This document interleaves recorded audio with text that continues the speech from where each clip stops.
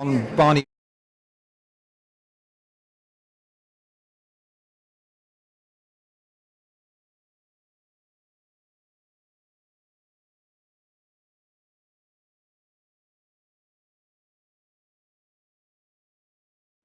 No problem.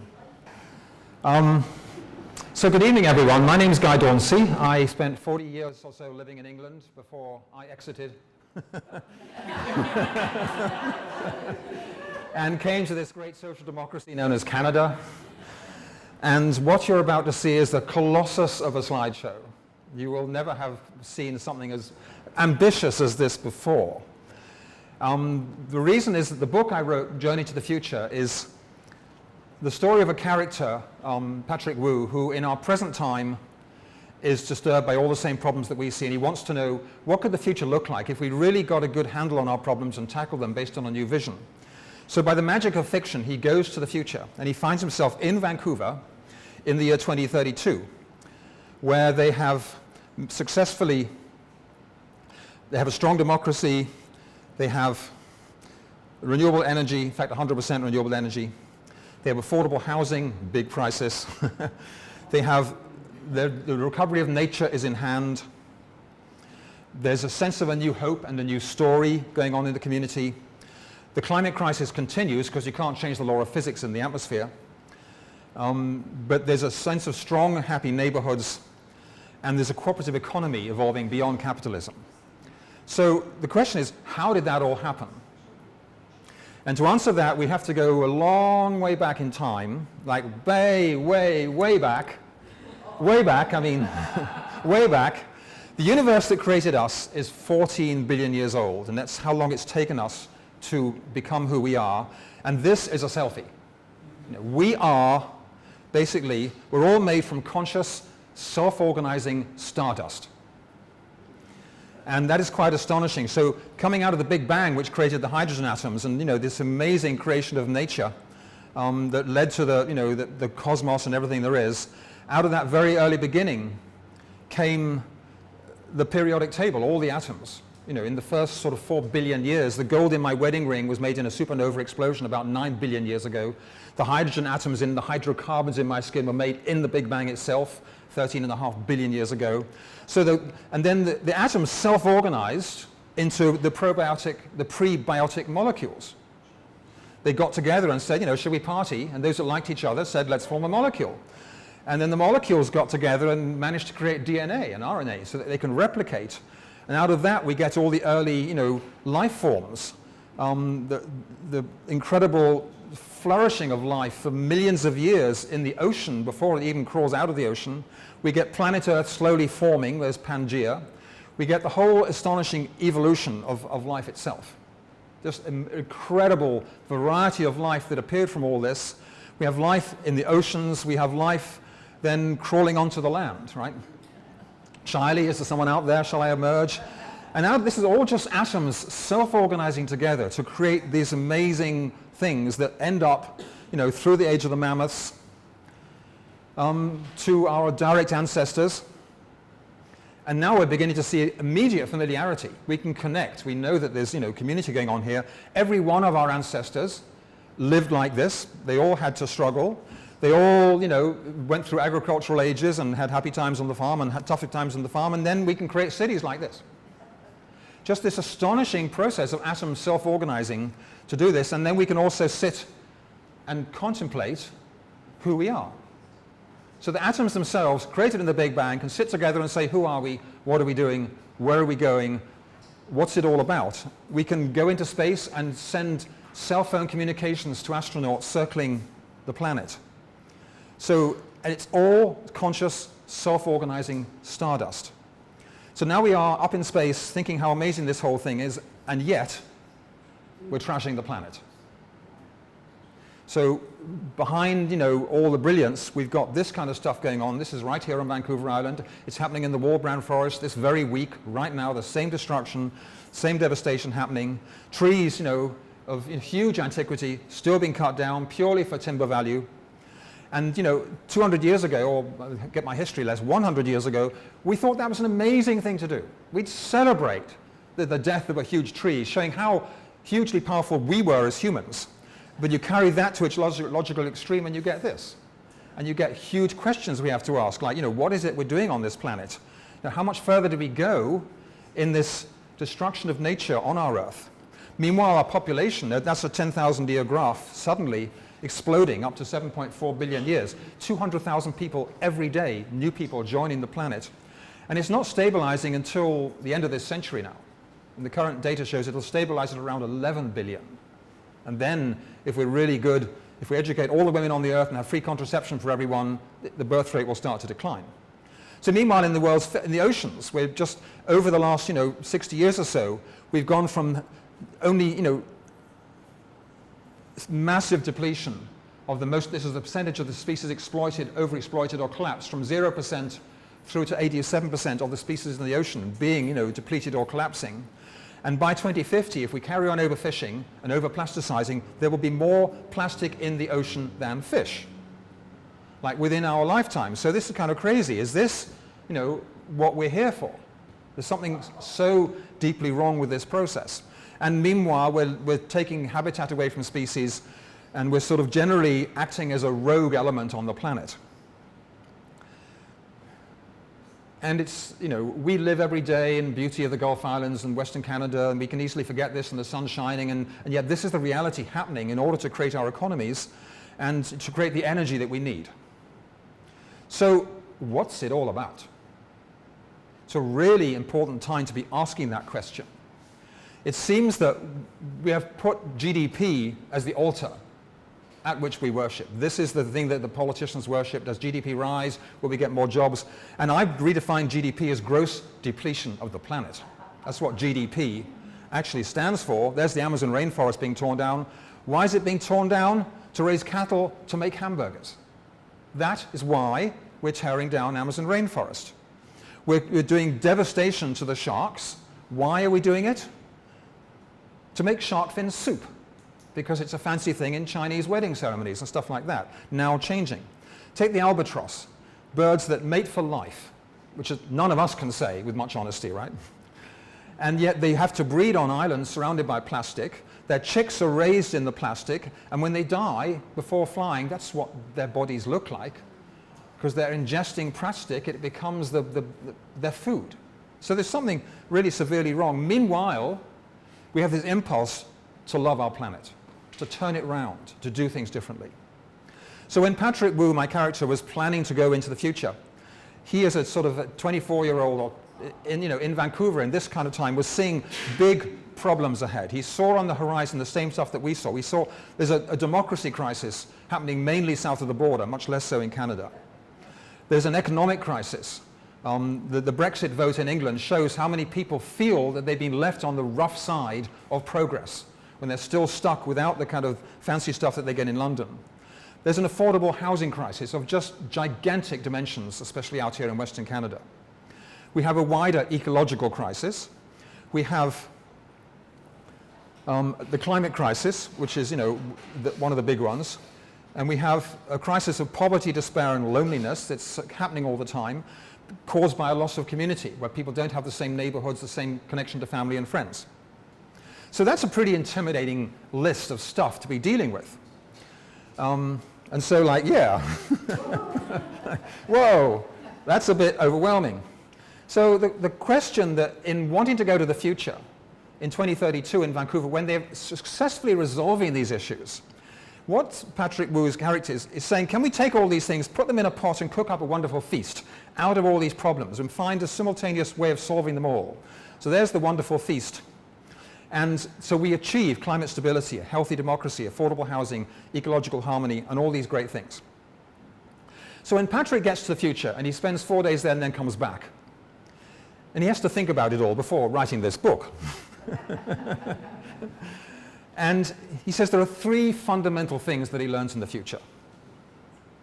The first is the power that comes with having a positive vision is just amazing. It's, we've been lacking a positive vision for so long that we don't know what it looks like anymore. But it's when you see it, it's just so powerful. And Carl Sagan, the cosmologist, says clearly, the visions we offer our children shape the future. Our children right now are absorbing dystopian, dismal, depressed visions.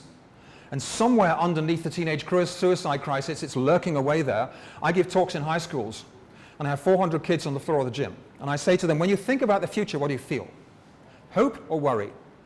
Out of 400 kids, I might get 5 hands go up for hope and 395 for worry. And it's an endemic problem which, hopefully this way of looking at the future is going to address. Second thing that Patrick discovers is that we simply need to organize together around the power of a new vision. Nothing new at all. All change comes by organizing. The atom is organized to make molecules. We organize to change the world. And the third thing is, and he was learning this during the book, there's a new theory doing the rounds in 2032 called Syntropy that provides a deep unifying principle and a new story that tells who we are as we find our way in the universe. So now I want to flash back to 2008 and the big financial crash, which triggered, the Occupy movement, the huge sense of protest. We've got to stop this. It's all not good enough. What do we do about it? And it failed due to the absence of positive practical solutions. Come on in. And so when the next financial crash happens, which 2017, 2018, there was an impulse, and Patrick had people telling him this, so let's do it again. Let's occupy let's do it again. We've got to protest again. And people said, no, wait a minute. That didn't work. Hold back, stop and think. We need to move from negative to positive. So they dreamed up a theme called the Omega Days. And this is 5 themes, which I'm going to spell out in a second, and 25 positive practical solutions, 5 solutions for each of the themes. So we're looking at O for open democracy, and 5 solutions. We're looking at M for meaningful work. We're looking at E, roll up E for a new economy. G for a green future. And A for affordable living, and also, for affable living. So, and each of these has 5 practical solutions, and people then could organize around it. So then there was a period that Patrick has people telling him about it, because he's there in 2032, remember, and this is happening in 2017, 2018, that comes 2019, and people tell him what happened and how there was massive street protest and organizing and coalition building, but built around these clear 25 solutions. It was so positive, it was practical, it was well-researched, it was crowdsourced. So jump in straight at the top with the democracy crisis and the solutions to that, which express themselves in O for open democracy. So just as a preface to this, I discovered in 2011, there's a thing called a World Values Survey. In 2011, 34% of Americans approve of having a strong leader who doesn't have to bother with Congress or elections. 42% among those with no education beyond high school. So they had no history lessons, they're confused, they're puzzled, and so, a simple answer is easy. Now, I had a colleague a long time ago, as an ancient Austrian man who taught me in evening classes, and he said, for every complex problem, there's a simple solution. And it is wrong. And so this is a simple solution. Let's choose an oligarch who will tell us all what to do and build a wall and just make it easy. In contrast to that, we have this sort of need to awaken democracy.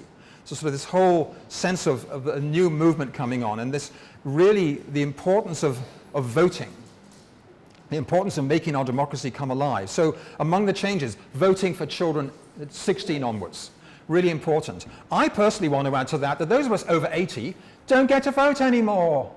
We haven't any vested interest in the future. We're all just thinking about this and that. So let's give up the vote, give it to the teenagers, because they have to live with this future.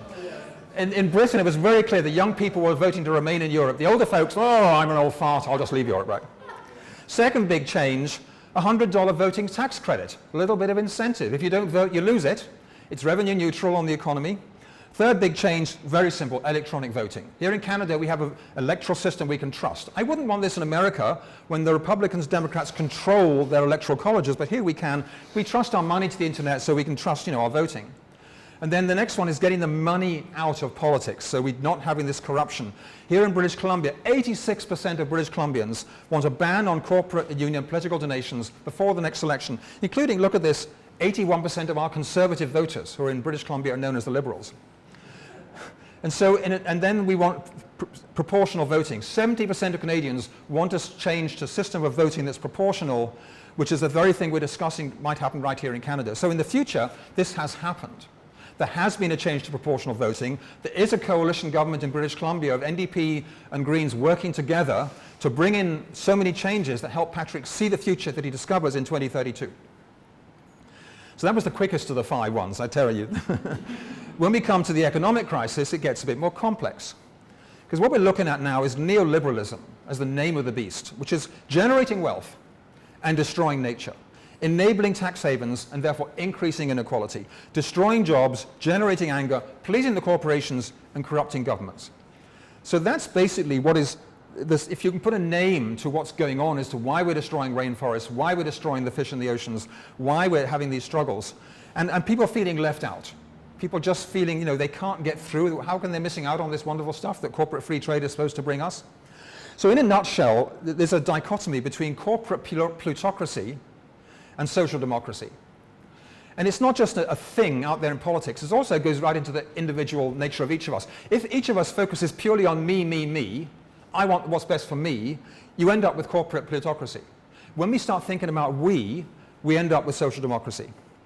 And so we have this sense that capitalism isn't working and another world has to be possible to change all this. So then we come to the M for meaningful work, and I'm combining that with the E for new economy. And we're looking at the process of transformation of our economy, the way that, you know, a butterfly, you know, comes from the chrysalis into the caterpillar, becomes from the caterpillar to the chrysalis becomes the butterfly. And 8 ways that capitalism is being transformed in the future into a green, entrepreneurial, cooperative, caring economy. So all of those 4 words are really important about what Patrick finds in the future. And the 8 ways in summary are strengthening entrepreneurialism, transforming the corporation, transforming banking, reducing poverty and inequality, respecting nature, protecting public ownership, new global architecture, and new economics taught in the schools. So briefly, and everything's brief in this, what did I call it? Colossus of a presentation. Strengthening entrepreneurialism is really important because business has brilliance to it. If you take away business from an economy, you've really got nothing happening. And so probably the instinctive error in socialism that had its birth, you know, in the 1800s as a result of the horrors of capitalism was to say business is wrong, everything will be done by the state, and that didn't work either.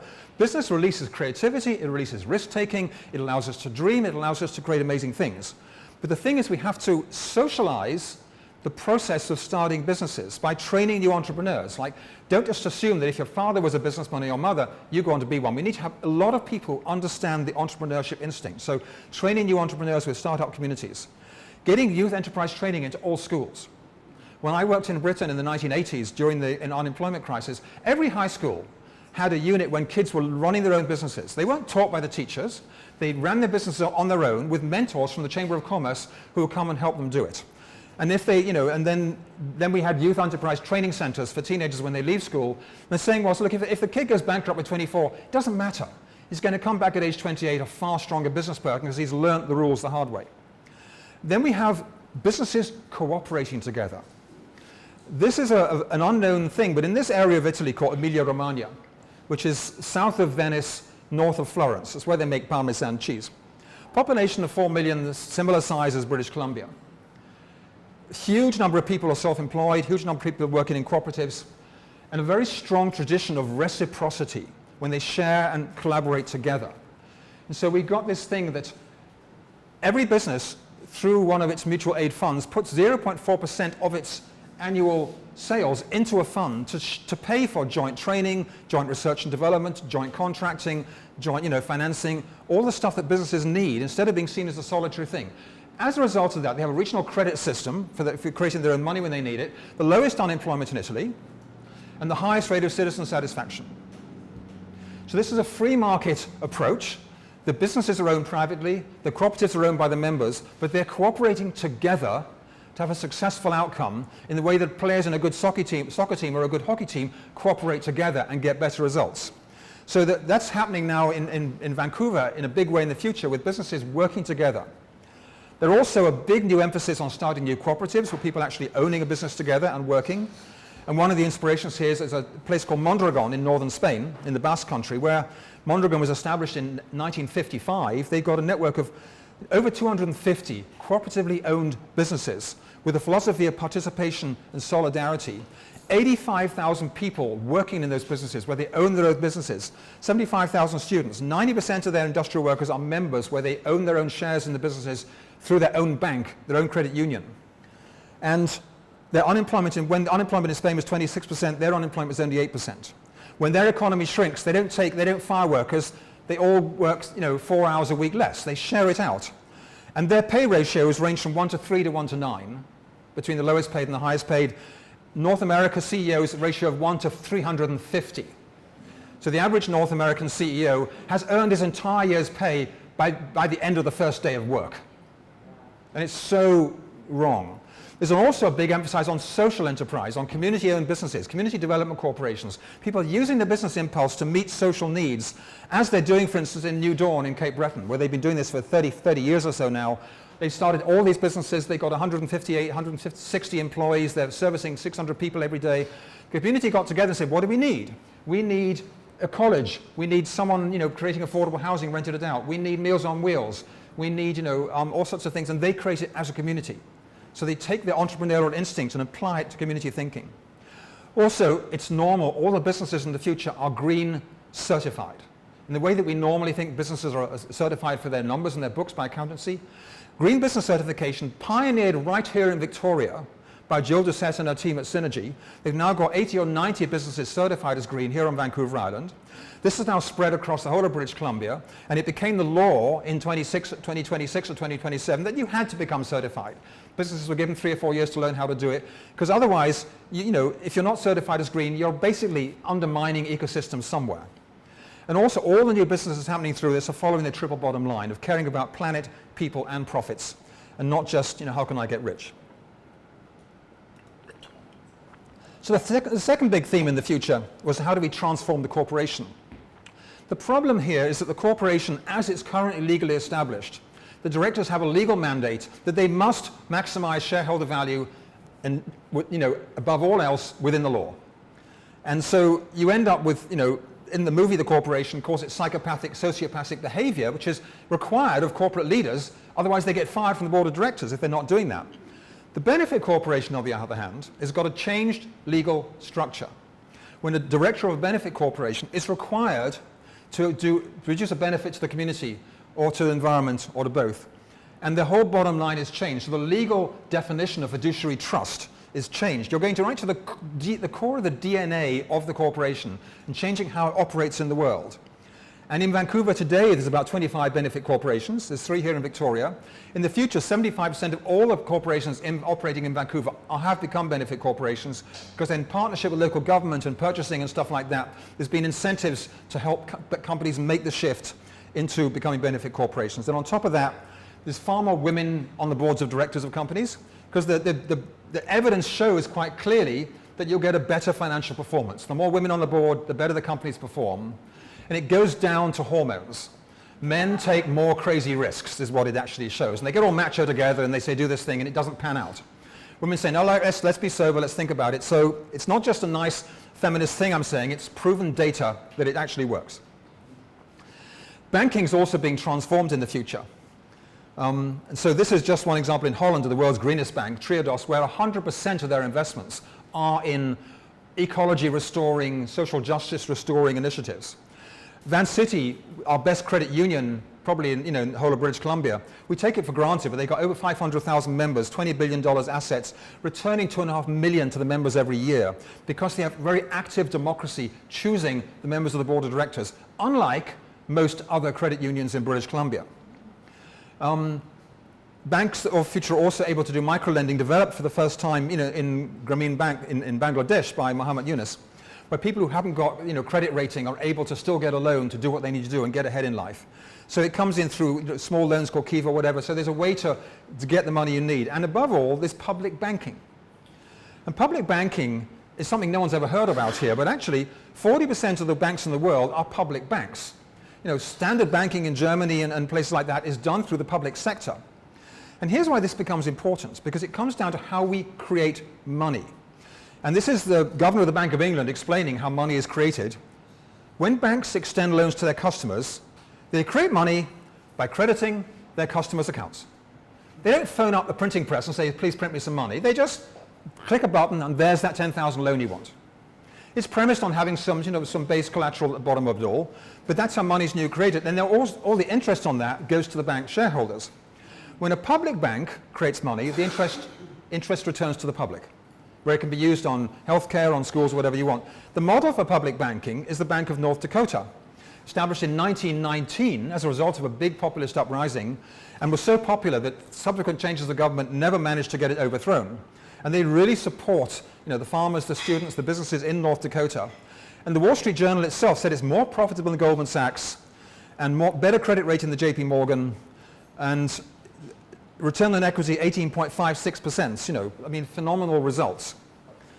And so when we have the Bank of British Columbia established in 2018, it can just gather the government revenues and store them. It can create new money for where it's needed in the economy. It can save us interest on, interest costs on critical infrastructure, eliminate billions in bank fees, support community bank loans or loans through credit unions and other banks to clean energy, building retrofits, farms, First Nations projects, the transition to 100% renewable energy and stuff like that. So it becomes a really important part of it all. And also in 2032, the actual legal powers of the Bank of Canada, which is owned already by the public, have been returned so the Bank of Canada can create the money needed to do the transition to 100% renewable energy and to a restorative economy. So moving on now, the fourth dimension of transforming capitalism is about reducing poverty and inequality, and this massive sort of big problem we've got going on. And one of the pieces is simply the abolition of student debt. And that was done by using what's called the Oregon method. The method is going through the Oregon state legislature right now, that education is free at college or university, but when you finish, you pay 3% of your wages for the next 21 years into a fund to pay for all future students' education. So if you work at Walmart, you pay 3% of your Walmart wages, because Walmart's gone in the future, it's not there. If you work on Wall Street, you pay 3% of your Wall Street wages, so it's eminently fair, but that massive burden of student debt just doesn't exist, because you pay for it as you can afford it, as you get income later on. And I recently discovered that unless you got a student grant to study so unless you're studying to be a doctor or a dentist or a vet, you can't get a mortgage. The banks won't lend you credit, so you can't even begin to buy a house if you could try to, right? We have a minimum wage, just $23 an hour in the future. It's it's a very small number of people who are struggling on $10.25 an hour, but that's been eliminated. And there's a basic income guarantee being discussed throughout Europe now. So everyone in Canada unconditionally is getting up to $1,000 a month. And if they're wealthy already, it's just taxed back. And this is substituting for a lot of welfare benefits and pension benefits and other stuff like that. But it gives us a level of income security that you're not struggling with just that, never having more than 100, 200 bucks in the bank, can't pay the hydro bill, can't pay this, can't pay that, getting a hydro cut off, you can't pay the food, stuff like that. And that's partly financed by progressive tax reform, which is another whole big story. Also, coming out of the crisis, there's a lot of community currencies happening. So even when people haven't got money, this is coming out of the financial crash that's looming soon, people are creating their own community currencies and using them to trade among themselves, because we still have skills. We can still do stuff, and we create our own currency to make stuff happen. And a lot of the poverty is being addressed in Canada's First Nations, with big changes here. With the First Nations, are using that opportunity to weave what they call a new paradigm in the way First Nations thinks about things. So by 2032, we've got 25 First Nations members of Parliament. We got BC's Premier being a First Nations woman. We got first free college education before the other change happened. We got land treaties being signed everywhere. We got First Nations people becoming professionals. And the West Shore coal terminal at Tsawwassen, because there's no more coal being exported, is now, so there we got the coal terminal, and it's been taken over or given back to the Tsawwassen First Nation, who established a wonderful native history celebration center. And they're also generating tidal energy as it comes through the long thing there. So the fifth dimension is treating nature as a being to respect instead of a resource to exploit. And that means building really a new ecological economy. And there's more here than I can go into in depth, but it's things like counting and taxing the external costs like carbon through carbon pricing, pesticide taxes because of the pollution there. Effective regulation to protect habitat, compassionate care for farm animals, fully protected habitat zones, a green restorative economy, and then 100% sustainable fisheries, forestry, energy, farming, and then zero waste to wrap it all up. That's the transformation. So Patrick discovers that all farming is organic, and he's puzzled by that because back in his time it was like 4%. So he asked, how did that happen? The woman he's talking to is a Syrian-Canadian nurse called Aliyah. She says, well, the government was really concerned about the cost of conventional farming. So they put out a study to say, what does it really cost for the nitrogen runoff pollution into our lakes and rivers, for the climate impacts, for the immune system impacts on our bodies, the cancers being caused. And they took the cost and they put a tax on all pesticides and fertilizers, and they give 100% of the income back to the farmers to do the transition to organic. The yields are the same, the farmers get no worries with cancer, so they all took it, and then suddenly there is no more danger of bees being destroyed. There's no pesticides happening, you know. And Monsanto is, you know, bye-bye Monsanto, gone. The same applies to stewardship when, you know, through regulation from above, 100% of the forestry is managed under the forest stewardship certification system. Then in the oceans, you know, we see in the future a big expansion of marine protected areas where there's no fishing of any kind allowed, but the spillover from that, with the fertility of fish naturally, spills over and allows sustainable fish harvesting throughout the world.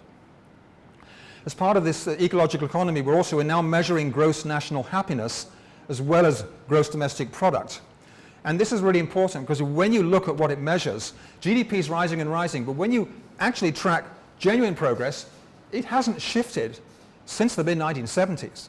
There has not been progress when you take in the indicators for ecological loss, happiness, community strength, and stuff like that. So it's a real need to change that and start measuring, you know, how do we get to happiness and what's needed. The sixth dimension is protecting public ownership and the role of government, and that's just a defensive move, but there's some new initiatives coming in here, and one of them is understanding the role of the government and the entrepreneurial state. This is one of the leading economists in Europe, Mariana Mazzucato, who did this deep analysis. And she showed that things like Apple and Google, they could not have got where they were without US government funding research into the science and technology to get there. They claim that it's a miracle of free market technology. It's not at all. The government puts the research for the difficult end before the investors get involved. So you need to persist with that role of government in doing that critical research. So now we're looking at, in addition to other stuff that we have socialized, we have a mixed social democracy. It's free market, it's also social democracy. We're adding affordable housing, as you'll see. We're adding public banking, we're adding research and development. And then on the big picture, we have to have a new global financial architecture to deal with all this stuff. The complete abolition of all the tax havens globally. You know, they are a complete parasite on the global economy. And the Panama Papers, you know, reveal just how much of this corruption is going on. And this company, Mossack Fonseca, was only the fourth largest in scale of the accounting companies enabling tax evasion around the world. So these are the two books that really do for the book, I did the homework with Treasure Islands. I talked to Nicholas Shaxson. This brand new book by Gabriel Zucman came out just a few months ago, and he's actually shown exactly what we need to do to eliminate the world's tax havens, which is number one, establish a global transparent financial register whenever money changes hands, is a current register. But then if a country says we're not going to bother, we're the Cayman Islands or Barbados, who cares? You have a trade tariffs against those countries. So he's Swiss. I just lost my PowerPoint. I don't think that happened. My crew needs to get to work here.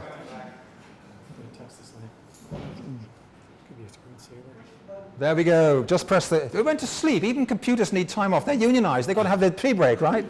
That was computer tea break time, right?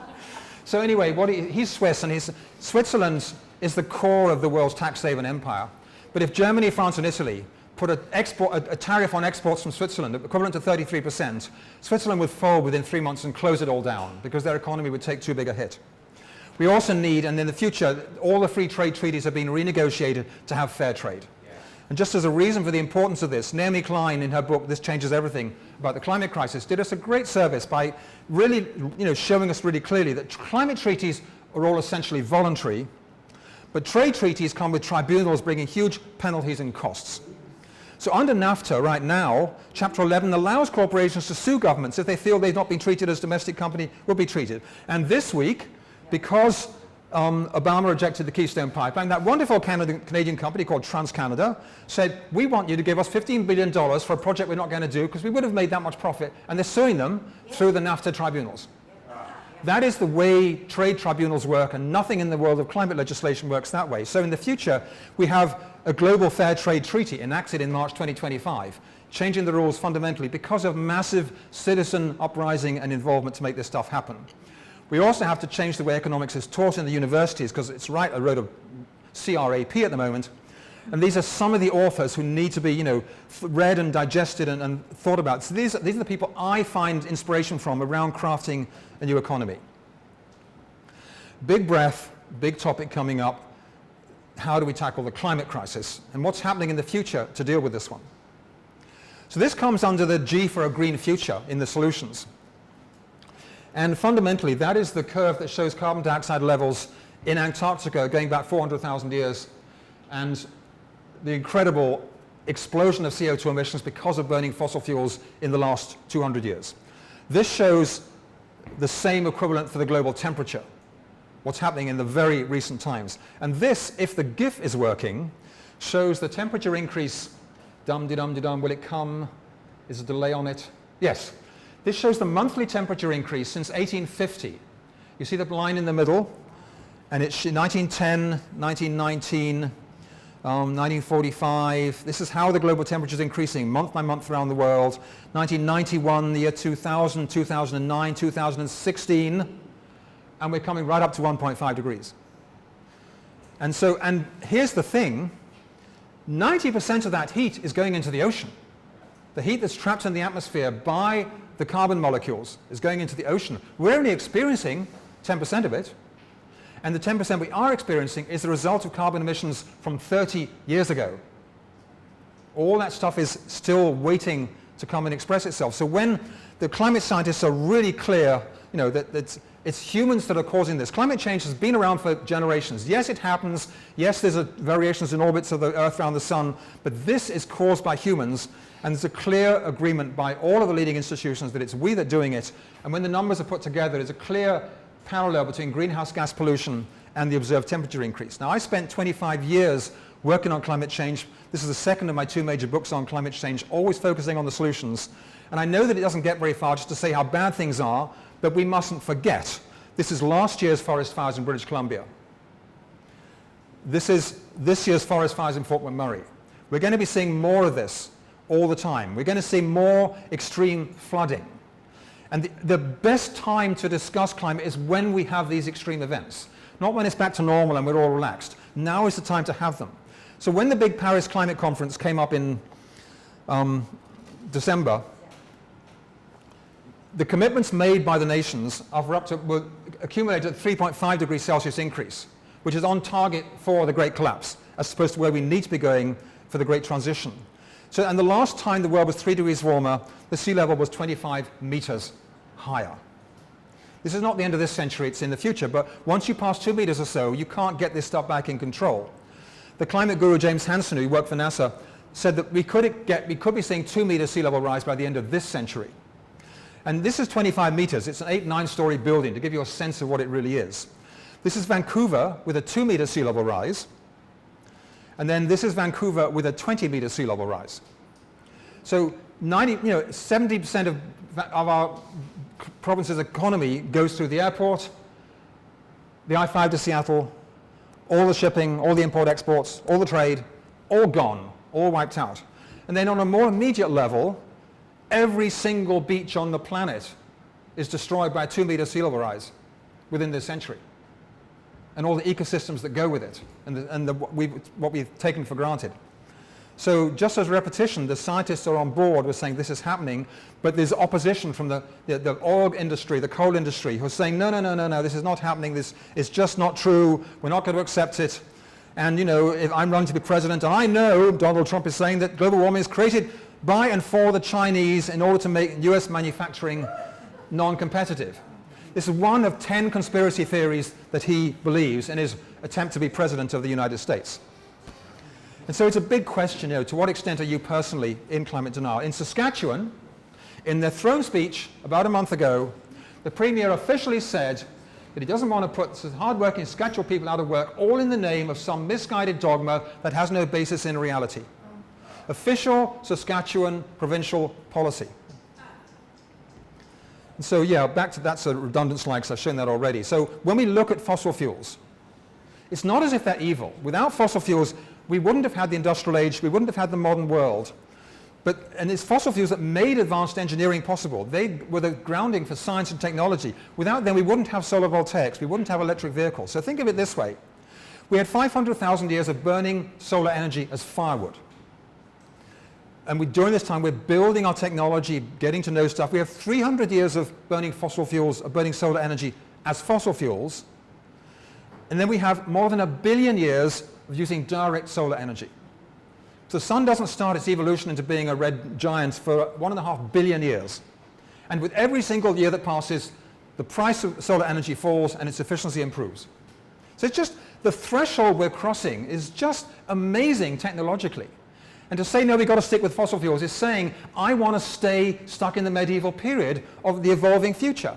So we have this choice, this real clear choice of which way we're going to go. And it's not as if fossil fuels are wrong. We just say, you've done a great service. We're not dishonoring those who work down the coal mines or in the oil industry, but time to move on. And it is a struggle.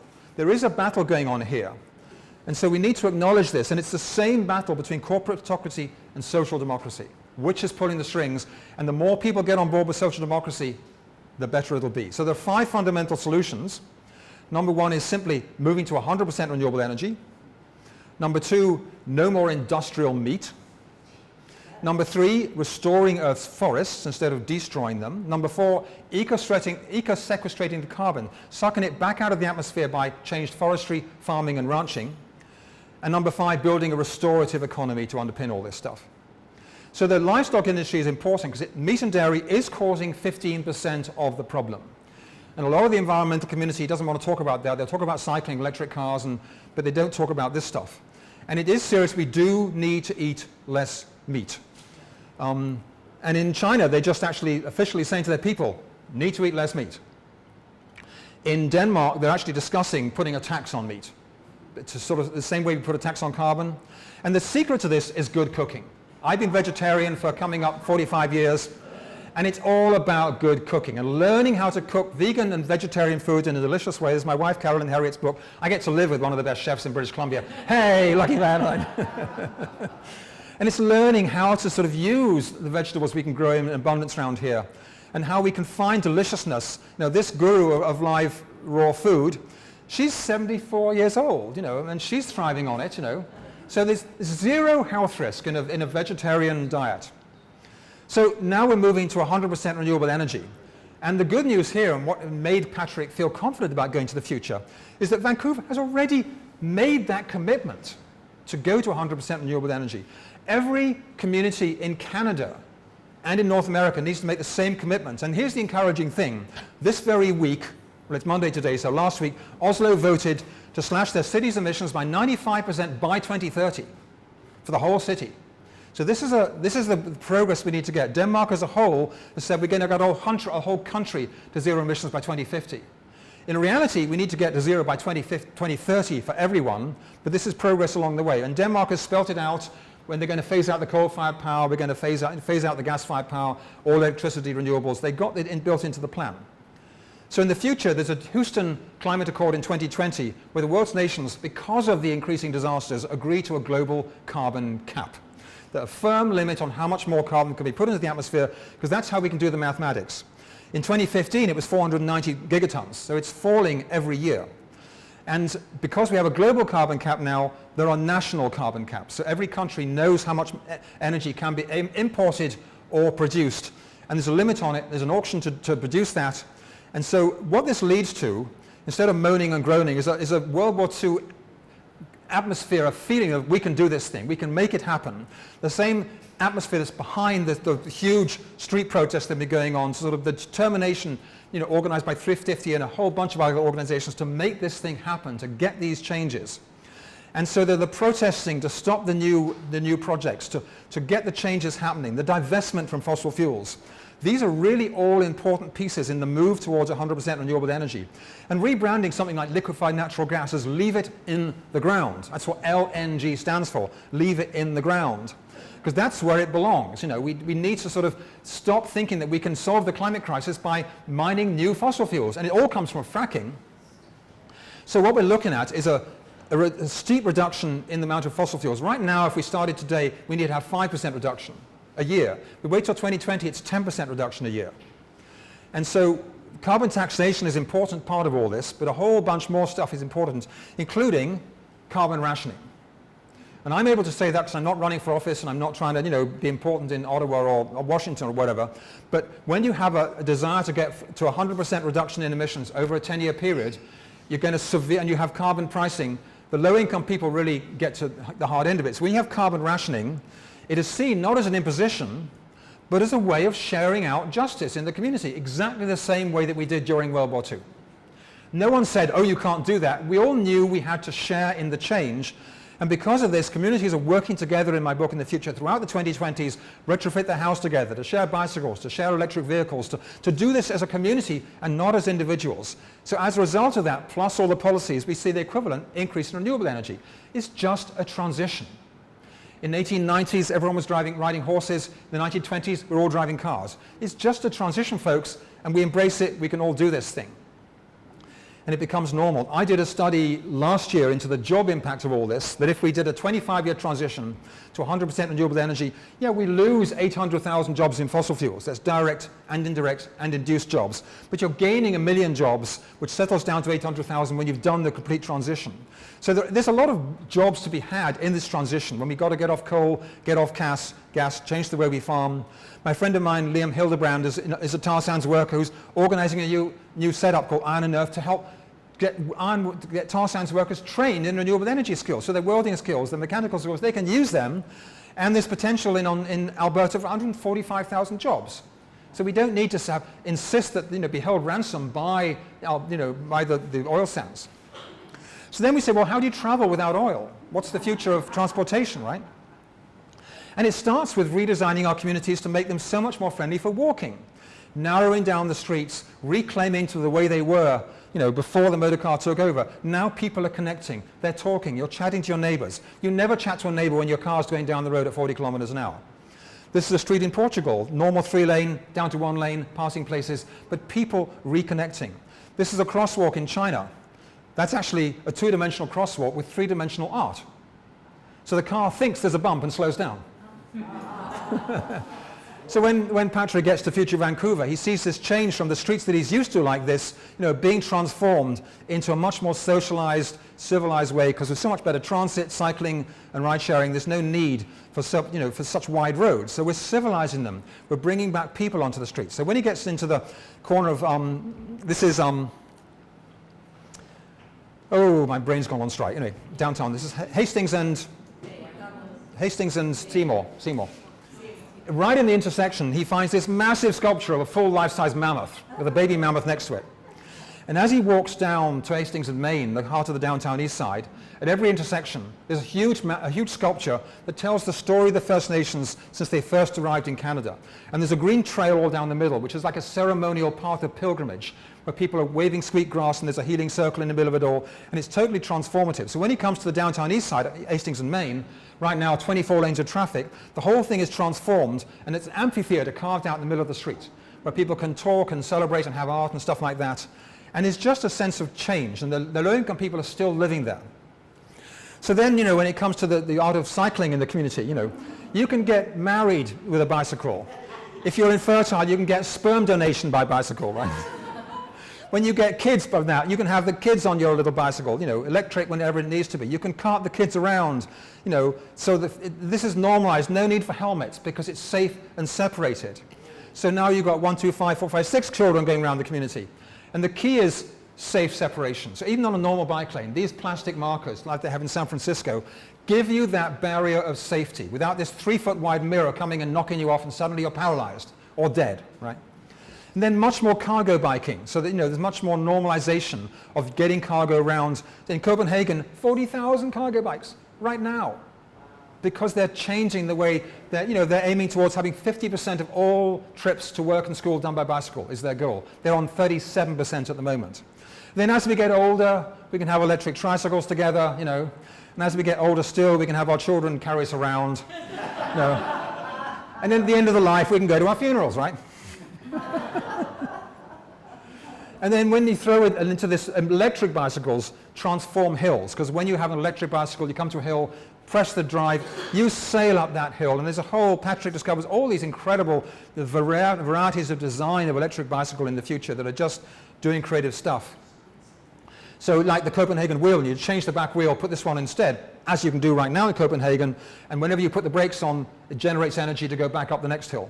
And when he's cycling around at night, he discovers these night bikes, fully lit up with LED lighting within them, so this luminosity is really clear.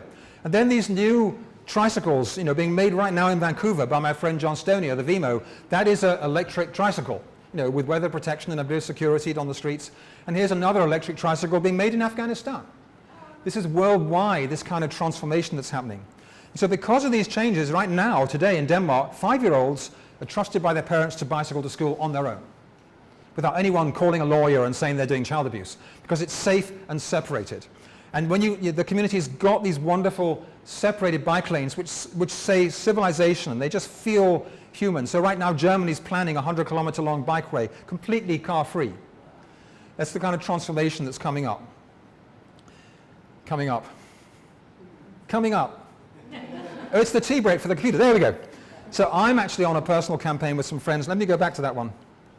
To go back. Go back. There we go. We have the ENN Railway, which is a 285-kilometer route planned for trains. I don't believe the trains will ever happen. Let's turn the whole thing into a long-distance bikeway with all sorts of use on and off all these little communities, and it'll be a thing we really celebrate. In Korea right now, they've got a solar bike lane right down the middle of the highway, completely shaded by solar, cyclists going underneath it. This stuff is happening, right? Then when it comes to new infrastructure, if you've got to cross an 8-lane highway, you build a bridge. This is Holland today, the kind of stuff you do when you apply your imagination. So in the future, Granville Street Bridge, looks like this in Vancouver. And this stuff is happening because of the city's commitment to be the greenest city by 2020. So these goals are built into these budgets, into their decision making, into their staffing and all the hiring. And they're putting a whole lot of impetus behind it. It's not just a random thing on the side of the desk. It's centrally involved. So when the opportunity to buy the Arbutus corridor came up, they said we'd do it. They had a vision already in mind of what that corridor is going to look like in the future. So the people who are running Vancouver are already working with a vision of what that green future looks like. And this should just show the change. This is Amsterdam then and now, how Amsterdam made these changes. We take for granted the domination by cars, but they have made these changes already. So they're living with it. They show what's possible. And then we come to transit. Electric buses are the only kind of buses operating in the future, already operating in some cities in Canada. In Barcelona, they are moving all their buses to electric by 2020. A bus has a 12-year life, they cost more to buy, they're cheaper to run, the finances come out net even, there's no extra cost. So all our buses could go electric in the cities. This bus in China did 1,000 kilometers on one charge. Sorry, it's in Australia, it's an Australian-Chinese Bryson bus. When it's full, it's only 500 kilometers and it's not crossing the Rockies, but it's still pretty amazing.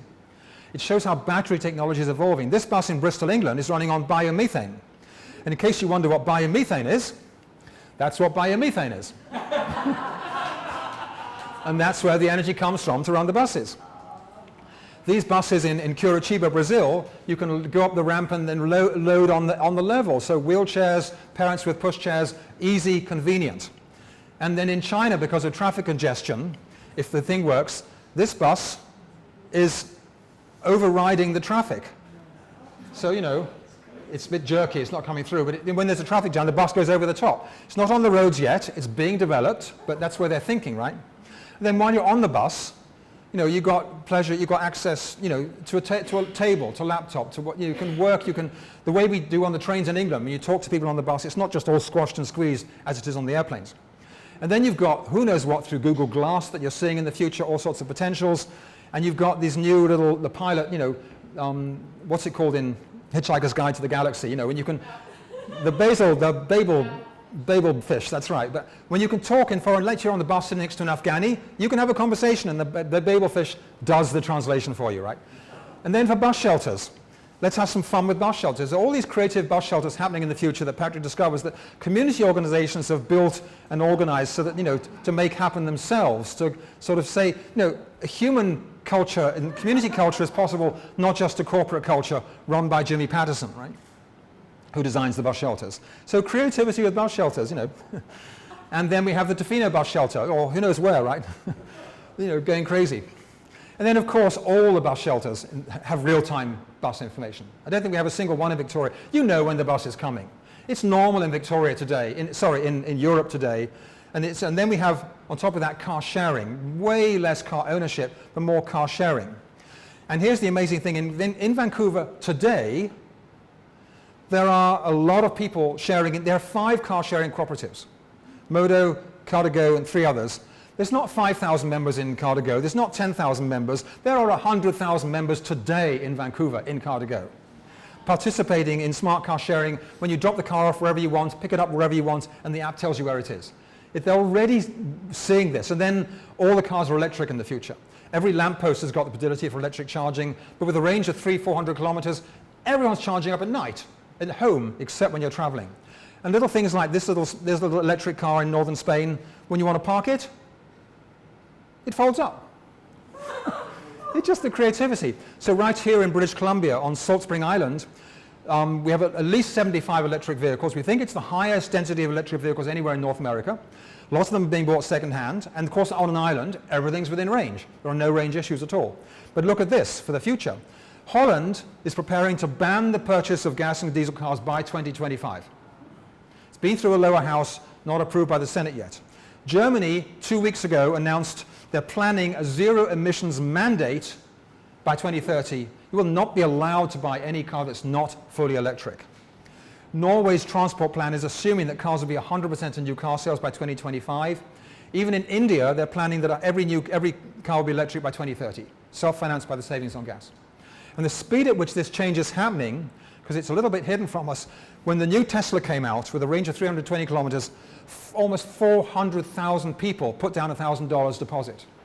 This is massive. Now we get into the range of affordable electric vehicles. Then other stuff rolls in, like, solar electric car charging becoming normalized. And in Britain, they're planning electric charging lanes when you actually charge up from the load below as you're traveling. So this is not happening yet, but it's the way they're thinking about how to do this. And here's what's driving it, is the falling price of electric vehicle batteries. So that pink line at the bottom is when they cross the threshold of being competitive with regular cars. So by 2025, for the same price, you can buy an electric car with 400-kilometer range, super acceleration, super cool, and it means that around this point, there's going to be a collapse in the world oil demand, and the price of oil is going down to $20 a barrel, and any oil industry company that hasn't done major planning is going to go bankrupt, and any car company that's not fully into electric is going to go bankrupt too. So then we come to trucking. This is the biggest range truck I've learned. This is a 300-kilometer truck. It's a full 18-ton truck. It's not an 18-wheeler, but this is the best so far. The battery improves, the range improves, you get better. In Sweden, in America, this is a hybrid truck with a battery with a 100-kilometer range charged up by a compressed natural gas thing. But it means you can do 1,000 miles on one tank. And in Sweden, the company Scania, in Sweden, everyone's on board with this. All the technology's on board. They're planning a future truck recharged by the inductive roadway in the same way. So they're looking ahead to the future of trucking throughout Europe. And as a side benefit of all this stuff, we eliminate air pollution. It just goes away. We're not burning fossil fuels anymore. It's gone. And then we have electric ferries. Right now, Norway got the world's first electric ferry on a 20-minute run, recharge at each end. As batteries get better, slowly the ferry range will get better till it's up to the longer crossings. So then we have railways. Every train can be electric. Every electric train can be charged by 100% renewable energy.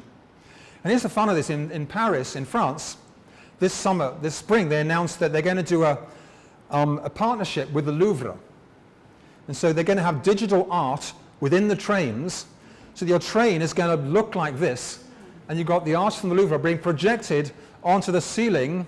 There's Monet's lilies and stuff like as you're going down. Like, that's just so freaking stupid cool, right?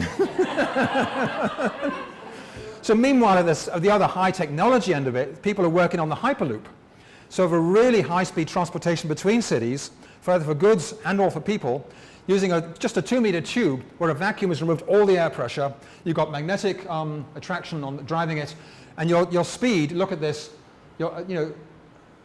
760 miles an hour or 1,200 kilometers an hour zipping between the cities. It might not go over the Rockies, but this is being developed right now. There's money being poured into this kind of transportation for the future. And I've seen futuristic science fiction writers imagining this on the bottom of the oceans as well, but that's a long way to go, right? So part of what's driving this is the phenomenal fall in the price of solar. We've seen a 100-fold fall in the price over the last 40 years. So now we're getting a normalization of solar with entire communities like this one in Germany being designed with solar on the roofs. This entire place in Japan, in Kagawa Prefecture, being completely solar and smart, and all, and then we have the whole soccer stadium in Taiwan with a complete solar roof. And then because the price of solar in the future, right now it's $4 a watt. It's down to $1.50 a watt in the future. So a $4 kilowatt system that today will cost you $16,000 plus tax is down to $6,000 plus tax.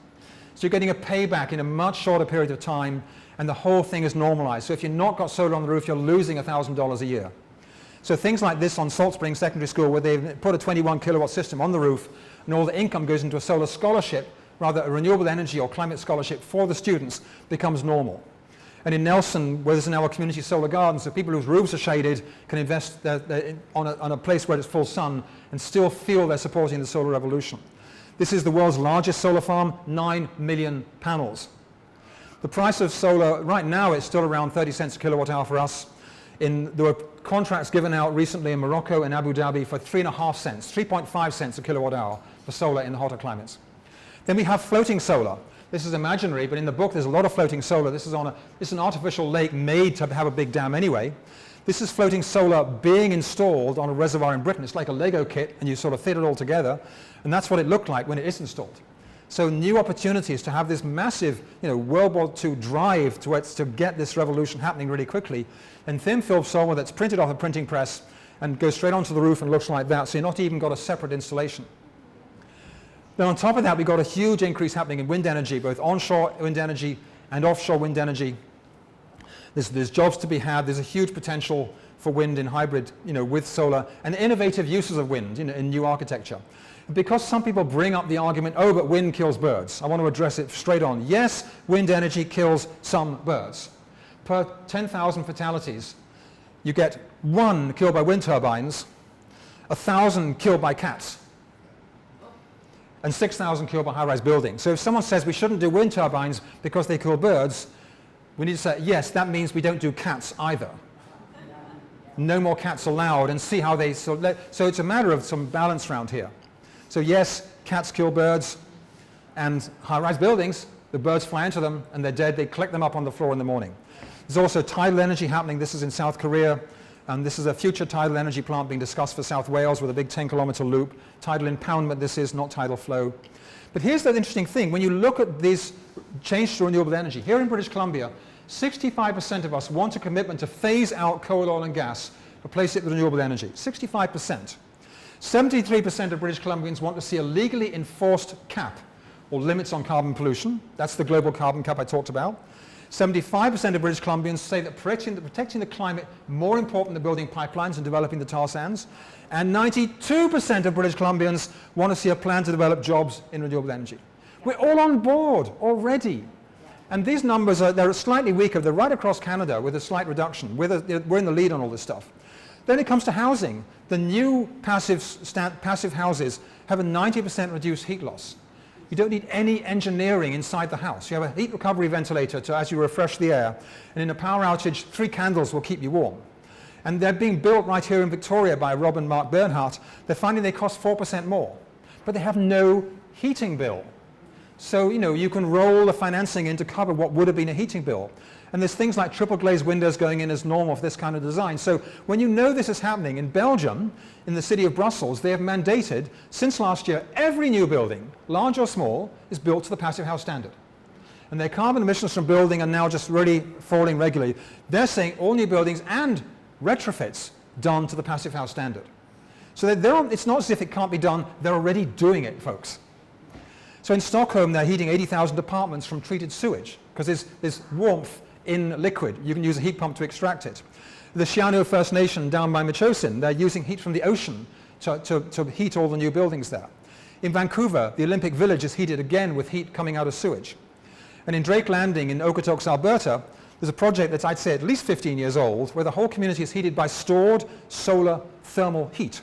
So those are solar thermal panels. On the community garages, they got 750 of these panels. They're generating right now in summer way more heat than they need. They're pumping it underground, where the rocks get hotter and hotter, and then they bring it back in winter. So 90% of their winter, when it's minus 20 in January, comes from stored solar thermal energy. So we can do this on a scale for all buildings. And then the other thing is that when you change your auto design, when you have auto-dominated urban design, people disconnect. There's less neighborhood, less sense of mutual support. When you do social urban design, Humans are connecting. There's a stronger sense of neighborhood, stronger sense of mutual support. So in the future on the streets, there's all the streets Patrick visits, they've narrowed the lane down to one lane, passing places. They're doing gardening, they've got play space for kids, and they're connecting as neighbors in a really big way with all sorts of stuff. This is a pocket neighborhood. Ross Chapin is an architect who's designing these neighborhoods in Washington State. So it's, you're going to connect as humans. You're talking to each other now because you're not fundamentally beating a car. There's a strong social impulse in settlements like this to reconnect as people. All of our ancestors for 99.99% of all our last million years connected as humans on feet and talked to each other. They didn't just wave as they're passing in a car. So now we're connecting as humans with the new urban designs that put the car back in second place.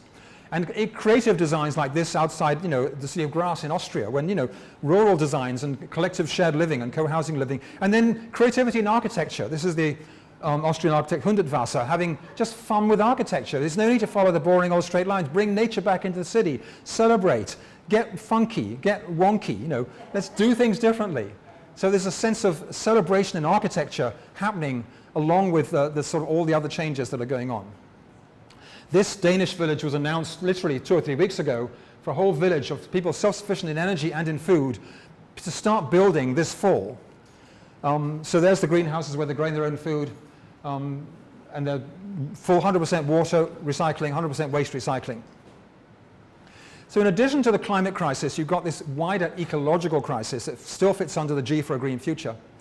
And the transformations that are happening, like this is right now as an example, this is a typical boring building, you see them all the time, but this company in Vancouver called Green Over Grey is doing that to it.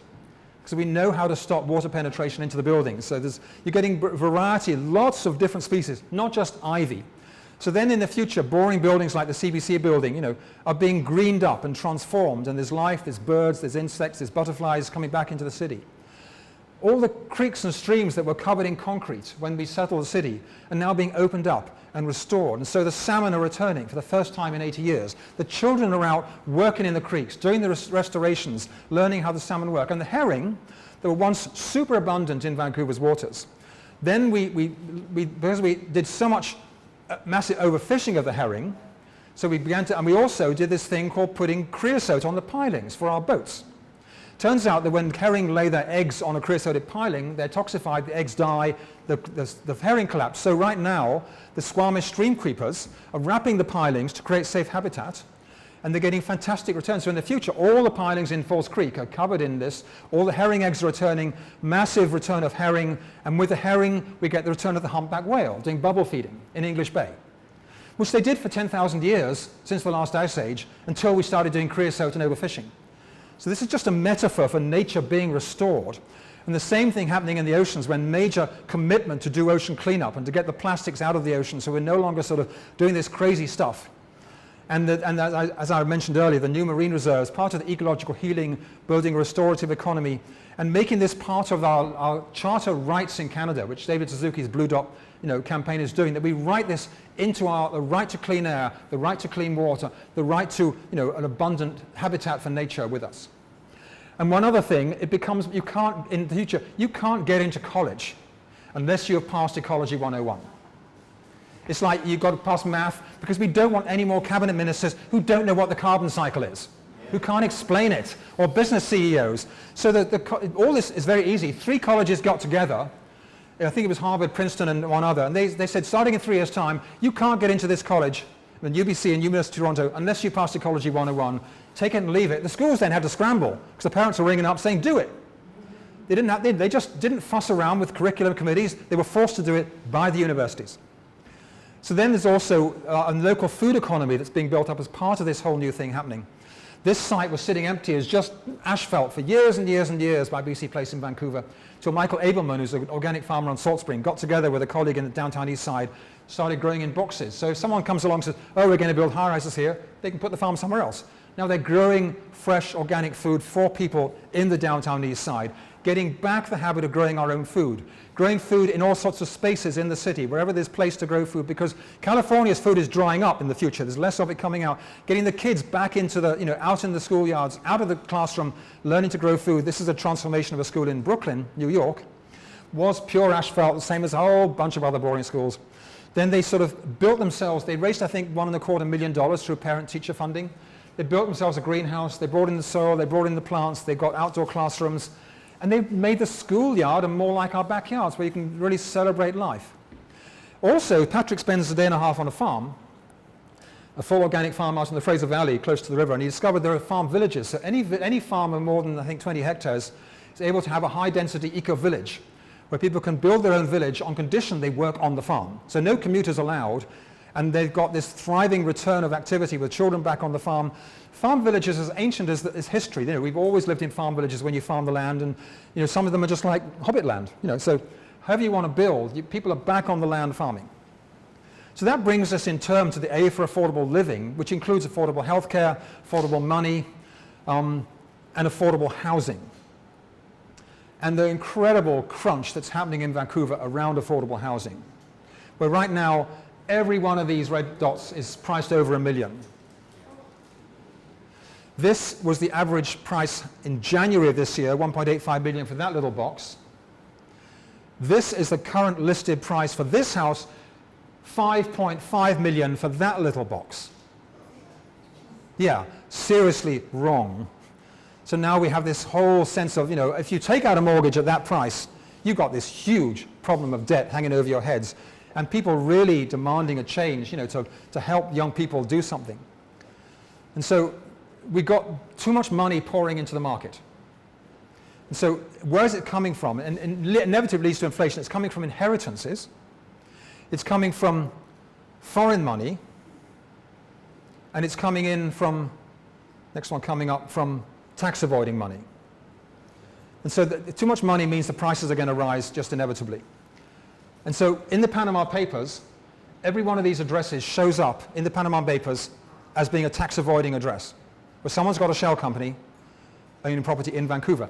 And it's 25 times more the level than it is in Edmonton. So it's specific. On the other hand, house prices are increasing in Quebec as well, where there's no foreign money going in. So this is as big as the healthcare crisis in the 1950s, which led to Medicare.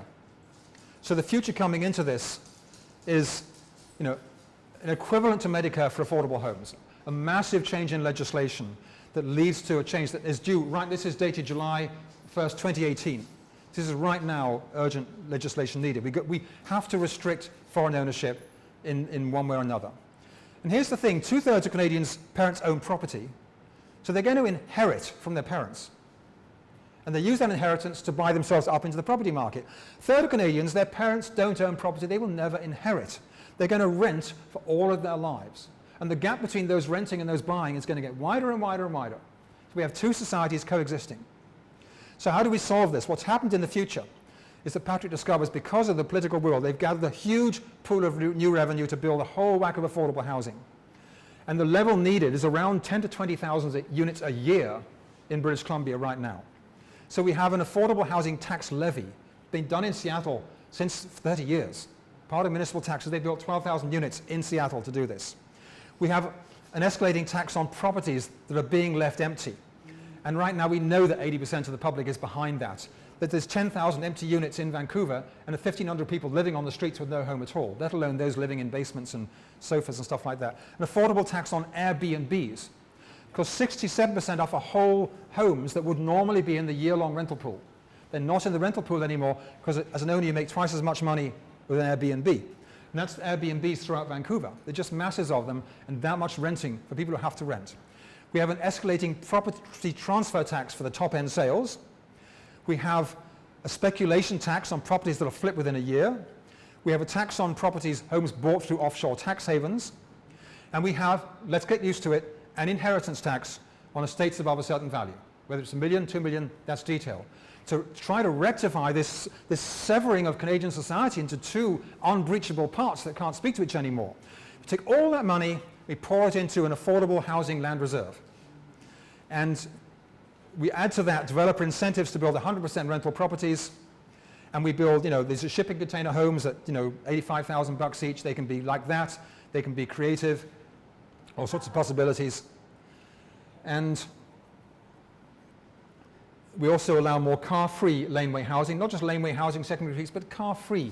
So you can live there, But there's enough good transport. You've got good transit, you've got bike sharing, you've got car sharing. You don't need to own a car that's clogging up the streets.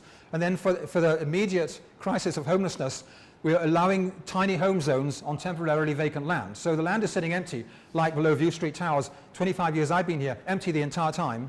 And you zone to allow little villages of micro homes to give people somewhere to live as a temporary measure only. And then so the rule in the future is since 2020, every new building is built to the Passive House standard. So costing only 4% more as I've been through these slides. So it's not a burden to make that happen. And there's the Brussels rules doing that. We're also needing to address this crisis of loneliness and sort of the suffering that goes on. So the A is all for affable living. And the bringing together, rebuilding community that all our ancestors knew and took for granted that we are losing. And it's partly done through groups like Village Vancouver, transition town movements, meeting the neighbors, getting together, people on your streets, holding potlucks, talking, sharing, discovering how you're doing things, holding meetings together, learning to do that, during that tenure of carbon taxation, working together to do stuff, building community notice boards, having little book libraries, so you can communicate together and know what's going on, holding community feasts. Getting together. In the book, the first weekend in August is neighborhood feast day throughout the whole province. Everyone stops and has a banquet together. And it's the oldest tradition that humans know. We've always had feasts to celebrate. We should all be doing it, not just those who are sort of lucky to have a bunch of friends who are rich, right? Neighborhood tool sharing, so we don't have to all have a garage full of tools we use once a year. And then transforming the suburbs, taking what's a normal, boring intersection. This is in Portland, Oregon. Where City Repair is doing these transformations, neighbors getting together, meeting as neighbors, connecting, and finding connection. In Hamburg, where they want the entire city to be car-free quite soon, they're taking this Autobahn. Look how those neighborhoods are separated. There ain't nothing happening either side of that road. Nobody's falling in love, nobody's connecting, no one knows anything. They are going to cover the entire thing, a 3-kilometer stretch with greenery. Now you've got food being grown on, you've got connections, you've got little love affairs, all sorts of stuff happening, and the cars are going underneath. And because they'll all be electric soon, there'll be no air pollution problems coming in there. And then you have transformation in the cities. I believe this is Paris, where they closed the street for a week, brought in an artificial park, to get the feeling of what it's like to celebrate the change in our street, using art, using color, using imagination, using real creativity and murals to sort of celebrate what the future's about, taking boring stairways and just adding a bit of paint, working on it as a community project, transforming stuff, celebrating together. This is Vic West, where Jack and Laurie Meredith are part of his Transition Streets program, and they did stuff on the streets. They had a boring concrete wall, so they brought in an artist, and now the chicken eats the VW, right? And so this is a mural from downtown Vancouver right now. It says, "We take care of each other." That's the new impulse for the affable, friendly future. And the parks are transformed. Even us oldies can have fun in the parks. But behind all this, there's another issue that's lurking that Patrick's find puzzling, this sense of a loss of purpose. And in the future, and the question, what's it all about? And the whole new thing that's happening in the future that's not happening today. And it's about the story. What is the story that we tell ourselves? And throughout all of civilization, we've asked that question from the very early strivings through animism, polytheism, monotheism, the Enlightenment, socialism, existentialism, postmodernism, consumerism. We're always looking for a set of answers, right? Consumerism is not a very good one, but the question is there purpose in the universe? The orthodox scientists are saying, no, it's just all random, there ain't nothing happening. It's just all random chance, nothing going on here. But look at this. And they also say, we're just meaningless. In such a big universe, how can you possibly think your tiny life has any meaning? There are a trillion stars, and do you think you have purpose? But look, in your atom, you have 7,000 trillion atoms. 7,000 times more atoms in your body than there are stars in the whole universe, all self-organized into one amazing whole. So, and furthermore, they're conscious. So we are conscious, self-organized stardust. So if any scientist says, oh, we're just tiny and irrelevant, that ain't so. There've been 14 billion years to create what we are. And it's through the process of self-organization in biological systems, which is a whole, people get PhDs in biology for studying this stuff, working out how is it happening. How do ordinary water molecules form ice crystals? They self-organize into structured forms. And then they get more sophisticated when they form bacteria and these incredible shapes and themes. This is all self-organizing, and then suddenly they've self-organized into Romanesco broccoli with incredible spirals, or they have self-organized into babies. This is all the atoms working together. So the question is, are we conscious living entities or are we mechanical entities? You know, and the scientists will say, yeah, we're just mechanical entities, but it really ain't so. And we live as conscious entities in this incredible universe. So the question is, do we live in a spiritual universe or a material universe or both? That's the key thing. And it premised on, and the whole new story emerging on this one question, like, what is consciousness? That's the question that becomes so important, and scientists are really beginning to grapple with this. And Descartes, when he wrote his books in the 1600s, said, oh no, I'm so confident that dogs have no consciousness, I can do vivisection on them, because they're not going to feel anything. But how can we say that? We know anyone who lives with animals, you're looking at a conscious being. And and if it's there in animals, where else is it? Are cats just dancing robots? Animated by some ancient mechanical principle? What does the cat think? And if we have consciousness, where does it come from? What are its origins? Now we find that the leading neuroscientists are agreeing with the Buddhists, that consciousness exists everywhere. And if you want to read one book on this, it's by Christoph Koch, and this book, Consciousness, and he comes to the conclusion that we live in a pan-psychic universe where everything that exists has consciousness, right back to the atoms and before the atoms. And it makes a very different picture. And this new book by Adrian Nelson digs into what are the origins of consciousness, and he summarizes all the consciousness science. He comes to the same conclusion. It's a pan-psychic universe we're living in, where everything is consciousness. Now we go back to the quantum scientists. David Bohm, top quantum physicist, a rudimentary consciousness is present at the level of particle physics. So we've got to rethink the way atoms work. So when they get together with molecules, there's a conscious act of agency taking place. Here we've got Max Planck, founder of quantum theory, saying, I regard consciousness as fundamental and matter as derivative from consciousness. We can't get behind consciousness. It's there everywhere. So now we're talking the first molecules, the first organisms having consciousness. Here we have Edwin Schrödinger saying consciousness cannot be accounted for in any physical terms. It's absolutely fundamental.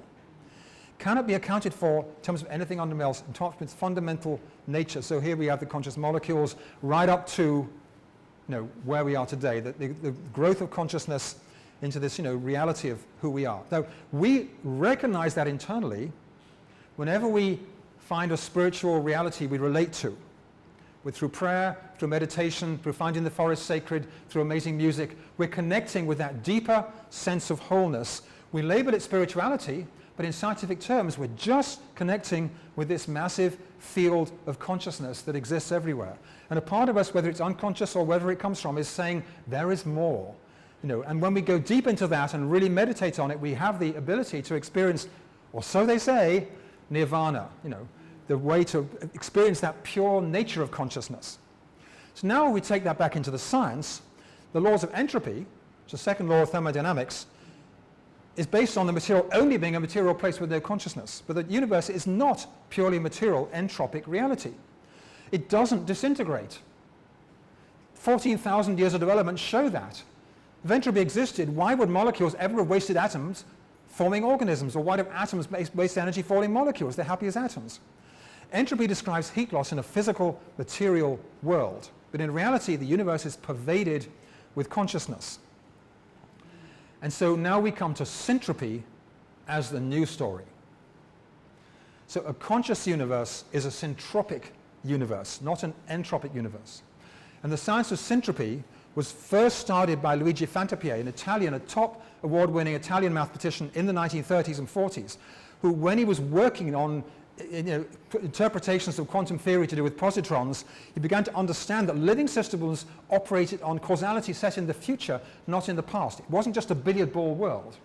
And the causality comes through agency, comes through consciousness, although he didn't say that as such. So syntropy is a deep, unifying, self-organizing force that's omnipresent in the universe, bringing a tendency towards energy concentration, order, organization, and life, in contrast to entropy.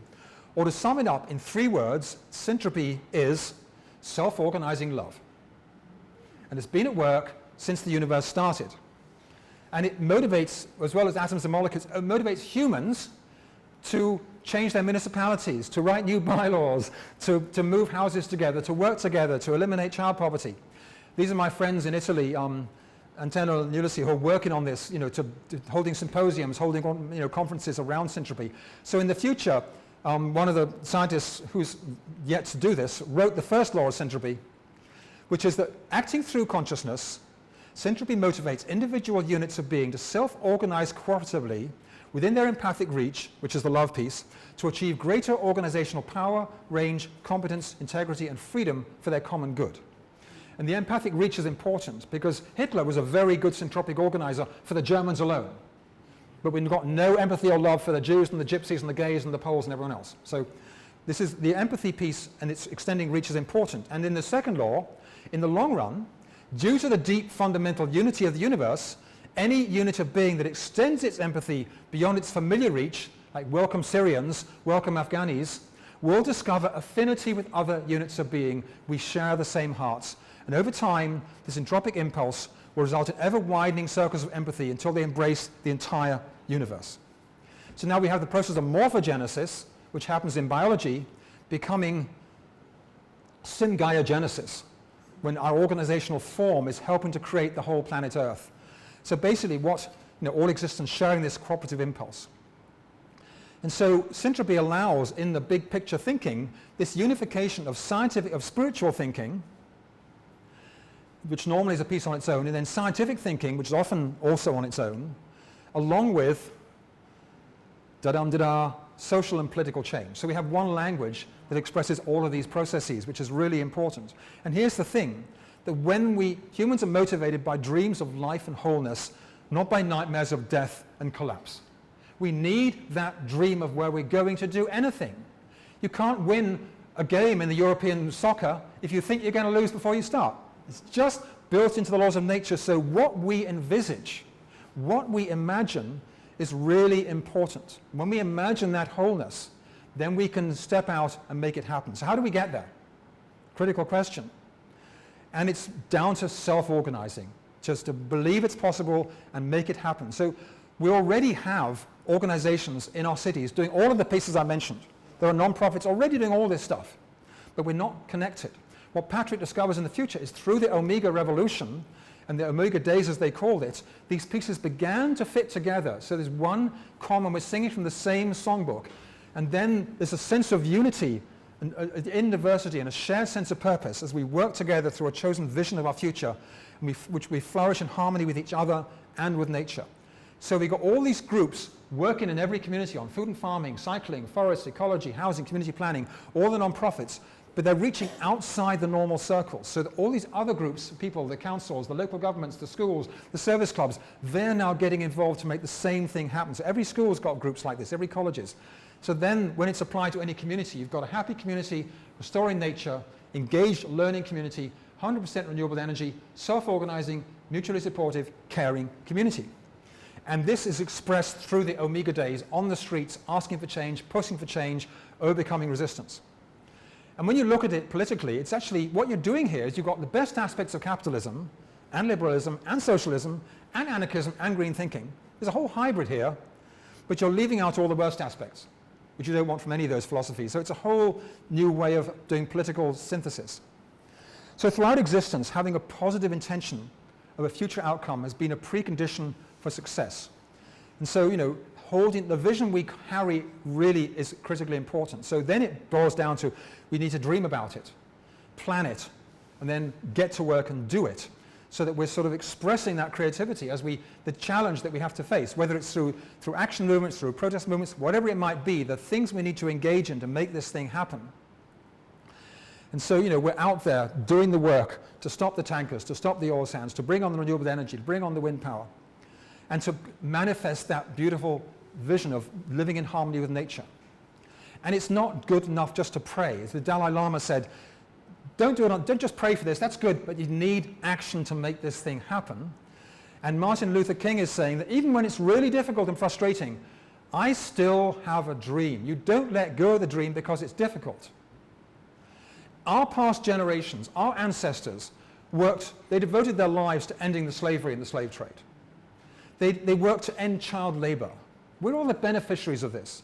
They worked to win the vote for women against massive resistance of men saying, oh, women, poo, poo, poo, right? Massive resistance. They worked to defeat fascism, putting their own lives out there, incredible suffering. They worked to get the civil rights. They worked to get gay rights, all successes we've seen. And the gay rights struggle continues. We're still dealing with the aftermath, the reality of hatred and hostility. This is our task today. This is what we have to work on, whether it's through, whatever part of it you join, we have to engage in this. Otherwise, we're saying to our ancestors, oh, we're too lazy. Well, we'll just watch Netflix. It doesn't matter that you did all that stuff, right? So, and we face danger, the dark dangers of authoritarian corporate power. Our gathering, they find leaders because, people like simple solutions. But when we have uncorrupted democracy, and I mean that word uncorrupted, as I like to think we have in Canada, totally not in America, the freedom and progress we get is just amazing. And it's a struggle. We really have to, work on this thing because it's lurking there. And it's the same struggle between corporate plutocracy and social democracy. That's, and it's a race. This is a race between the expanding reach of our empathy as it stretches across the world, bringing love and intelligent cooperation for the good of all, and the clutching fear of tribal distrust made more powerful by modern technology. And right now, as we do this, we don't know who's going to win. This is our struggle. We have to push and make this thing happen so that we're going to succeed. So what's our future to be? Collapse is possible. If you read climate science deep and true, you will have no doubt that collapse is possible. If we don't get our carbon emissions under really rapid control, I'm saying down to zero by 2030. On the other hand, a great transition is possible into a new ecotopian harmony with nature world. But it needs each one of us to play our part. It won't happen without us. We have to get involved. So it's change is what we're about. So how do we do this personally? How can people are asking, how can I contribute more? It's the classic question that comes up. And it starts with making a deep inner commitment and asking the universe to help. And asking your friends to help you. So you're sharing it with your community. There is help to be had. This process is 14 billion years old. This syntropic theme I didn't invent it. This has been going on for a long time. So then when you make that commitment, then you start getting more practical. Maybe I need to do more research and learn about the issues and do more studying. Maybe I need to sort of follow my passion, and whether it's dancing or poetry or climbing mountains, use that to change the world. Maybe I need to find a new career that will help me to express who I am and express it through my career. Maybe I join a local non-profit that's working for change. I get involved and do something. And maybe I sort of become active in a political party. I get engaged with them instead of leaving it to someone else. Or I start a business.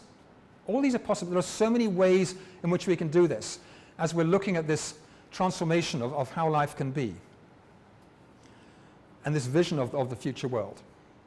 And the thing is that we don't need to do it alone. And it's about fundamentally self-organizing love. And we all know what that feels like and what it's about, and we're doing it with other people in this great community. So that's the wonderful thing. So it's keep calm and reach for the stars, because we're made of atoms, but look what we can achieve, right? And that's the end of my presentation. Thank you very much.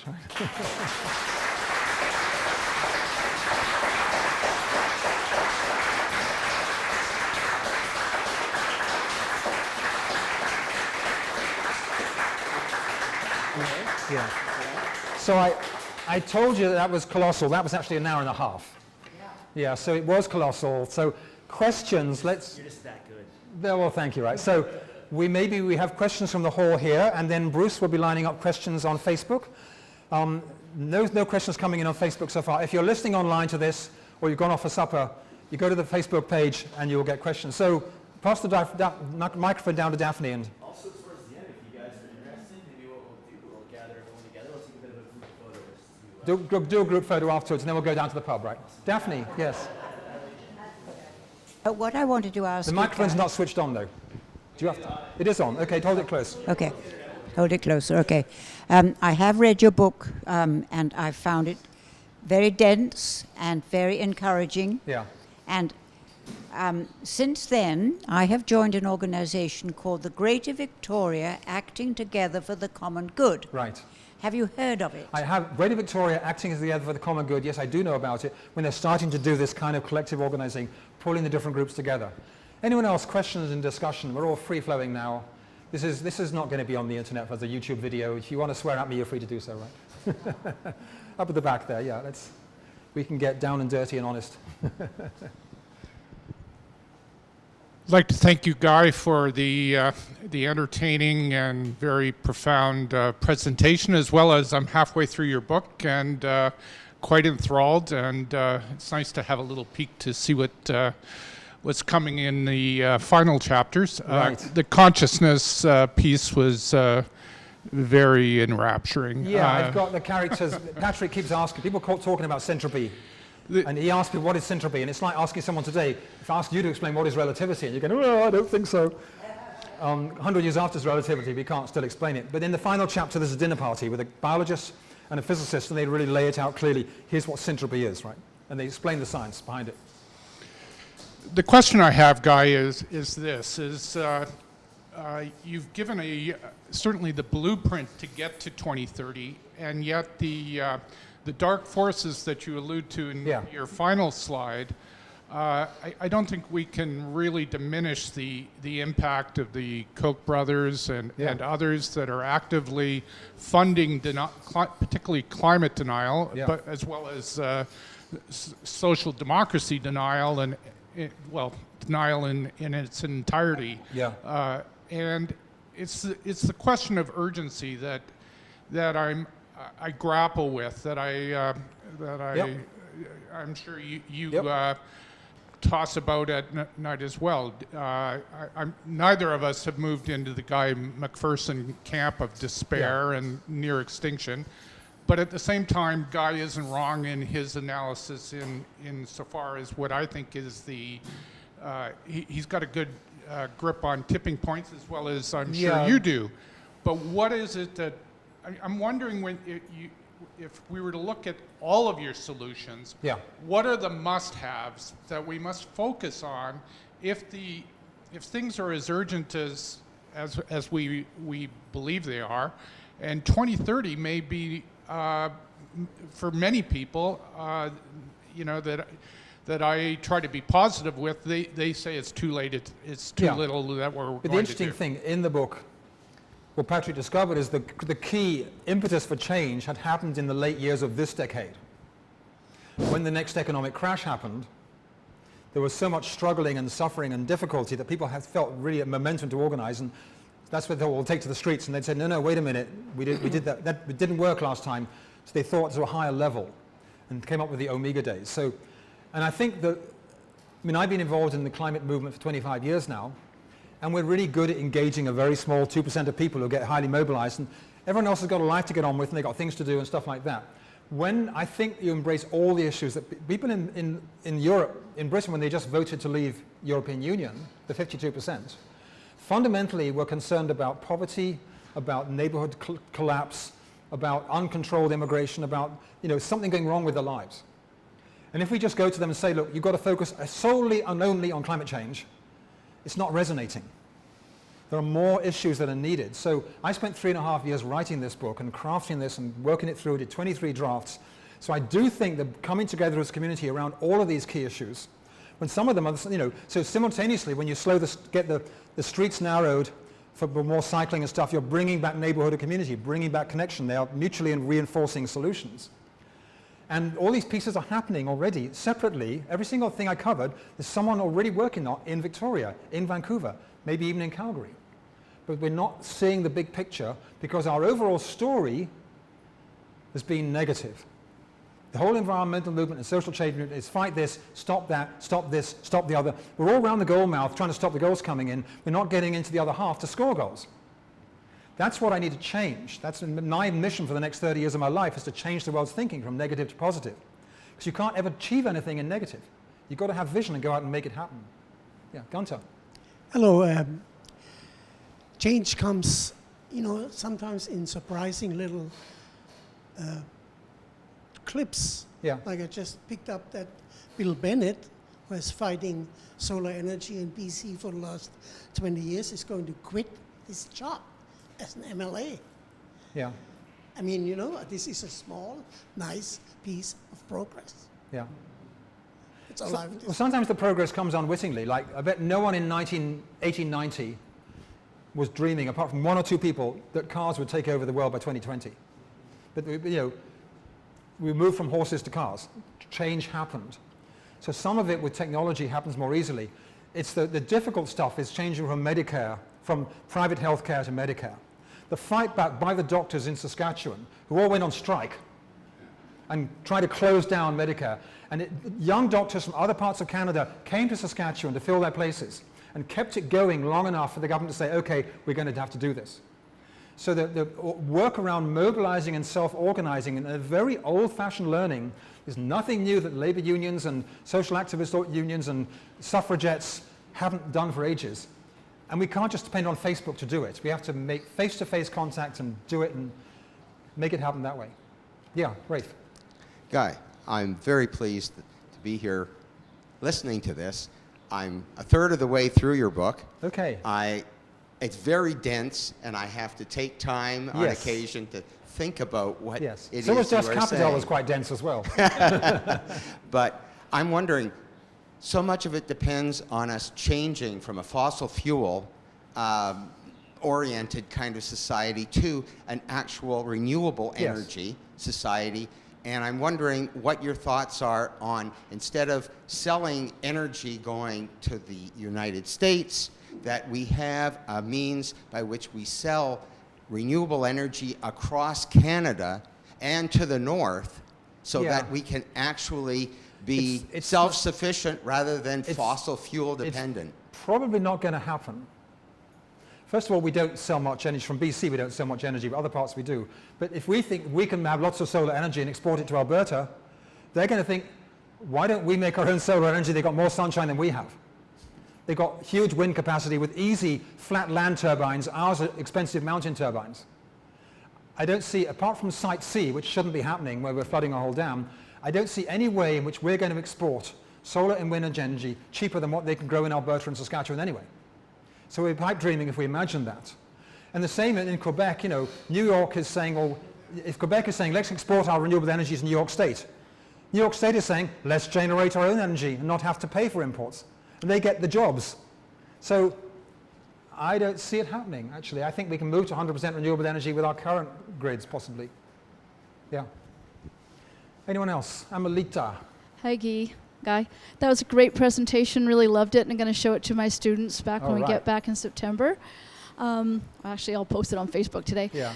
But I really love the fact that we're moving more towards the electric and so forth, but being slightly pragmatic. I wonder too, with the decrease in cost of electric, and I've seen and solar and so forth. How has what are they doing in terms of the battery situation? Because I always heard a lot of talk about how that was being dealt with. So what are the solutions now? The new lithium-ion batteries, first of all, they're 100% recyclable. We haven't been using them long enough to need to recycle, but in Japan they're building, I think Honda's building the first battery recycling plant. So that's one issue. The other issue that comes up is the toxic conditions in mining some of the rare earth metals. My answer to that is that mining is always a relatively dirty industry. If you are well regulated with active trade unions, you can make it safe and non-toxic. If you've got a non-regulated, corrupted mining industry, you'll have the worst conditions possible. So it's the political toxification that's the problem, not inherently the mineral toxification. I mean, gold mining brings toxic stuff. It can be done well and be done badly. So, you know, you can actually go to websites for all the solar manufacturers and see their toxicity rating of their production from there's 29 manufacturers listed, which are best and which are worst. There's a green rating they have. You can choose to get the greenest solar panels and the least toxic. It's just work, and it comes down to democracy, because it's democracy that leads to the regulations and the strength of government to enforce those regulations. When it's corrupted, there's bribes going past and the regulations get bypassed and the trade unions are closed down. Yes. Anyone else? Thoughts, questions? Actually, one on that battery thing. They're talking, I follow Tesla a lot. They're talking about putting a small percentage of, I believe, silicone in the battery. Silicone? I don't know. in the battery to make it more efficient? Is that also There are making it more in the realm of recyclable, or- batteries, I'm not a chemical engineer. Okay. The realm of batteries is highly, highly competitive and secret, because whoever gets the breakthrough becomes a billionaire really quickly. And so you see breakthroughs announced on the internet, and you don't know whether it's a real breakthrough or a venture capital push to raise money for a possible breakthrough. You just can't tell. I think with Tesla, though, their thing is about open sourcing a lot of their patents Yeah. and letting those go so that, like, That speeds the process of change. hundreds Absolutely. of different companies can try to find cheaper Absolutely. ways and compete and drive Yeah. the price down. So that's Yes, kind of because Elon Musk is not just trying to make a bunch of money for himself. He's really bought into the climate crisis. Yeah. Bruce, From online, we have one from Anke van Leeuwen. can you speak up? Hold it closer. I can't hear you. From online. Is Yes. this, can you hear that now? Yes. He won't hear that microphone, just the online. You need to repeat. I can't hear. Hold a little further away and speak All right. Okay, how's this? Okay, from Anke van Leeuwen from online asks, what does Guy think about the movement to make Vancouver Island the 11th province of Canada? Question is, what's it take to make Vancouver Island the 11th province? It's a proud of Canada. I just don't see it happening at all. I just can't. When I engage in something, I try to feel its energy. Has it got juice or not? I just don't see any juice in that one at all. It could be a massive distraction. I don't see it being useful, you know. And the person who's leading it is a right-wing libertarian, I believe. So, you know, if they want to have Vancouver Island as a tax haven, then I'm firmly opposed to it, right? Yes. I think there's a lot of people power in shifting from worry to vision. And each one of us can do that every day, every moment. And it doesn't require much more than awareness and choice. And so we don't need any special skills, and we don't need a lot of money for doing that. But we are contributing to the vision that you had with the heart and the vision of the earth, and everybody contributing on that level is contributing to change. Yeah. But then you need to, once you get the information, you feel the change happening, then you need, for most people, you need to organize with other people. Yes. Very few of us change the world as a solo act.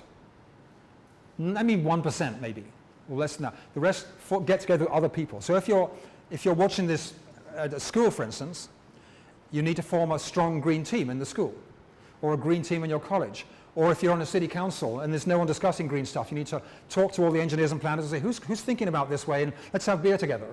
And organize. And then you get the power of 1,000 people, and then you get the power of 10,000 people, and that's how things happen. Yeah.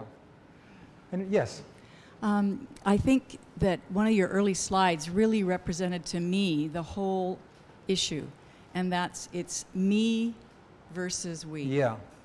And I'm studying a book called Glamour, the World Problem right now, or a world problem. And what it talks about is this miasma of thick fog and darkness that is kind of the astral world, that's based on the past, but it's also based on our selfishness and our fears. Yeah. And that somehow we have to move from fear to taking a risk to actually engage with those that we most fear, or the situations, or the people, or whatever. So if we go to that we place, even if it's just adding one more person and working out a situation one-to-one, we're saving the world.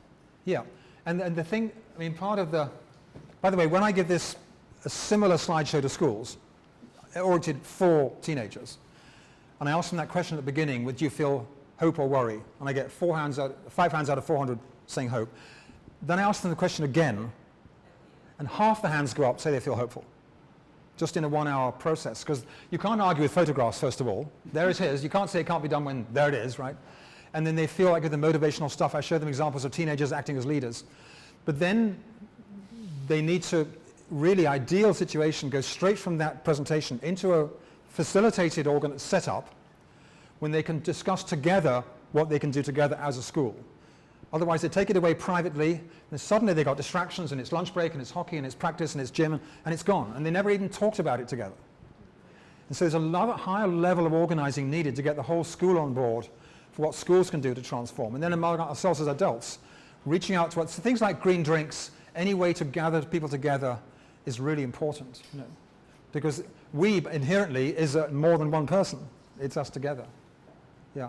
But the story change, when your underlying story is one of hopelessness of the future, the Guy McPherson approach, that we're all going to be, he's a pseudo climate scientist who's claiming that humanity will be extinct by 2030. And he's not a climate scientist, he's distorting climate science in the same way that the climate deniers distort it, but he's doing it from the extremist, other perspective, and it's just not true. The speed at which ice melts and stuff like that, it's scary enough without having to exaggerate. But when you switch the whole deeper story to positive, you see this. We've always made mistakes. Whenever we do, we learn by making mistakes. So this climate thing, yeah, it's a big mistake. Oops, we didn't know that carbon traps heat when we started doing fossil fuels. We didn't know that. So now we're going, oh, let's change. And that's all. We've got 1 billion years before we have to evacuate this planet. And if we can stop the big extinction things, we say our science is 400 years old today. There will come a time when it's 40,000 years old. Having fully embraced the nature of consciousness. I mean, it's so far beyond imagination where we're going to go. Our existence today, to any of our great-grandparents, would be just stunningly unbelievable. These little black things we hold and talk to people in Australia, like, magic. Must be witchcraft, better burn you. Like, we've seen such phenomenal progress. To lose faith in what we can continue to do is the biggest sin of all, because it's just saying, oh, I don't care, I'll just watch Netflix. So it's just grabbing onto that new story of what we're doing, because the new story, and if Syntropy, and I think it's pretty solid scientifically, it is a 14 billion year old story, so it's pretty powerful. Much more powerful than the Testament, not in public here, than the New Testament or the Old Testament. What the religions do is what religion does is picks up on the impulse that there's a unity of consciousness, and call it God or Jesus or Buddha, and they wrap people's souls around it, which is really important, because otherwise we're just all selfish, flailing idiots.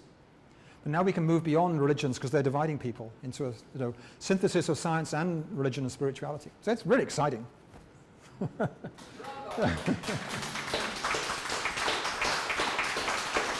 Okay. Rick. So again, wonderful presentation. But I'm interested in that question about the 11th province. Vancouver Island. And because what I think we fail here, now bringing it from the global maybe to slightly more local, is that we don't really understand we live on an island.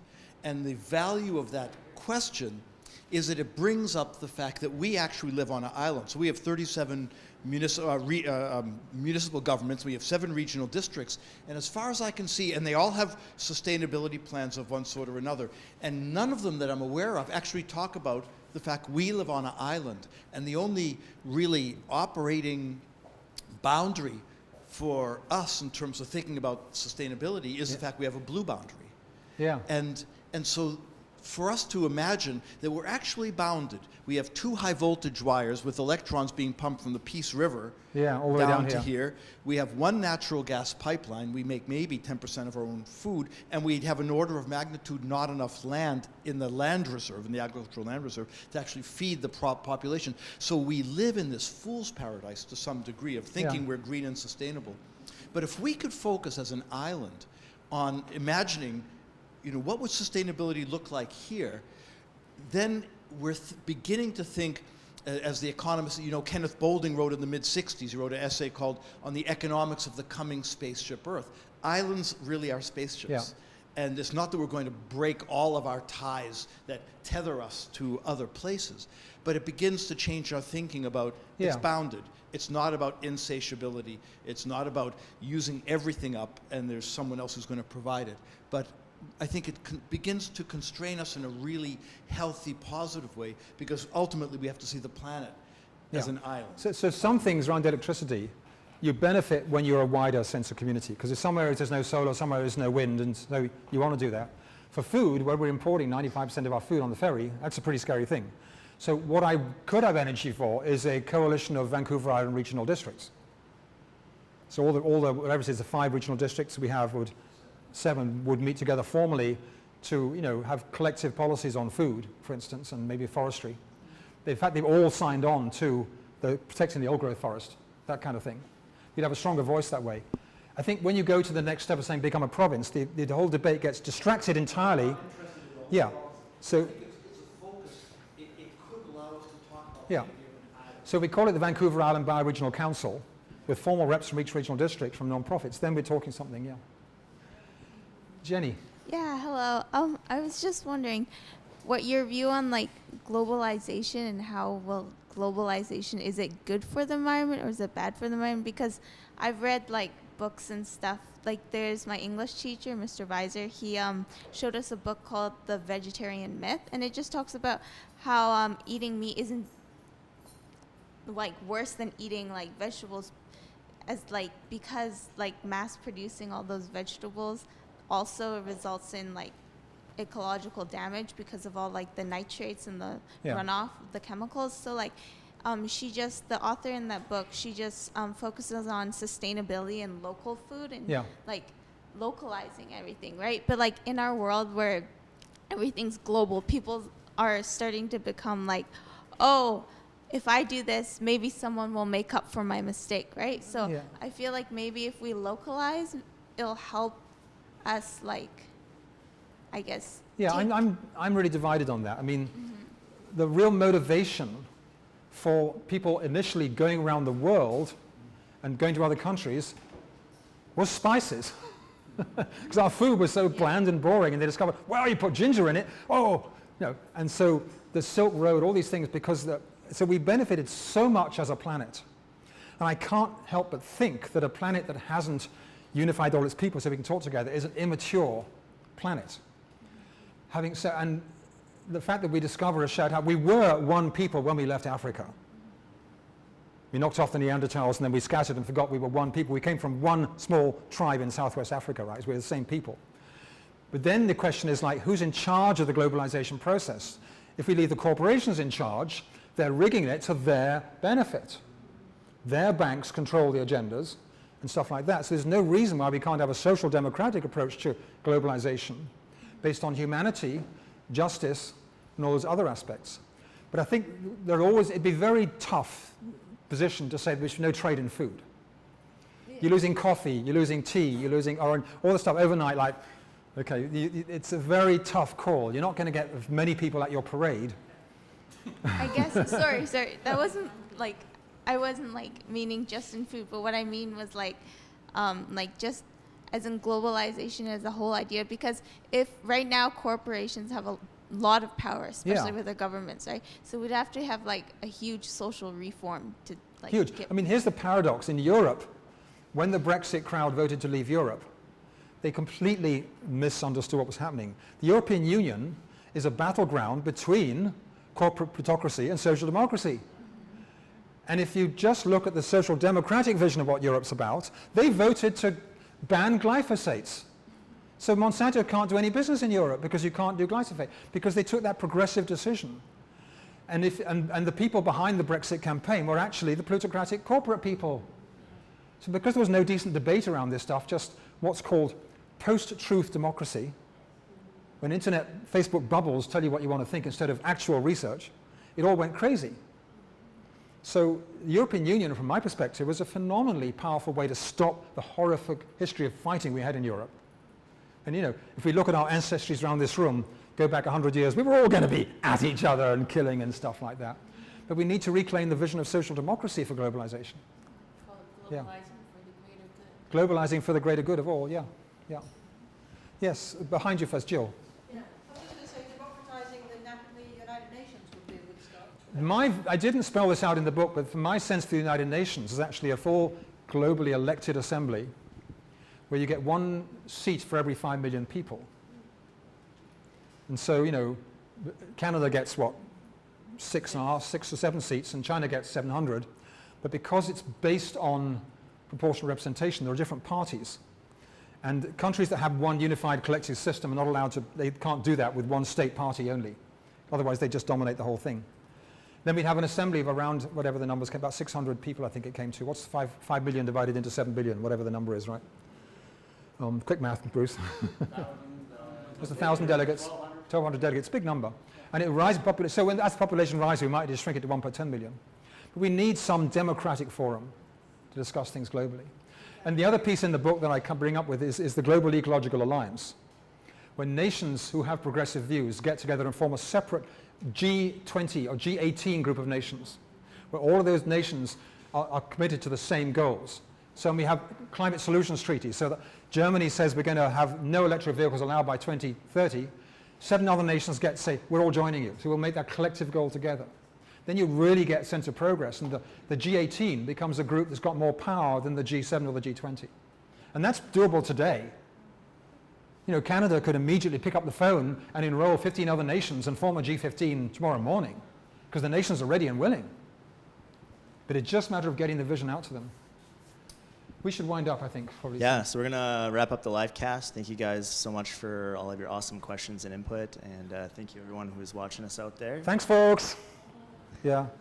We're going to maybe do a quick little photo up here in the front, and if you guys want to mix and mingle after that, we'll do a little bit of that as well. My books are $25. I've got a mailing list if you're not on it already, to keep in touch with things I'm doing. And anyone, where's the good pub from here? What's that place? Down the Canoe Club. If anyone wants to join me at the Canoe Club, going to be having supper and a beer there afterwards to decompress. Thank you.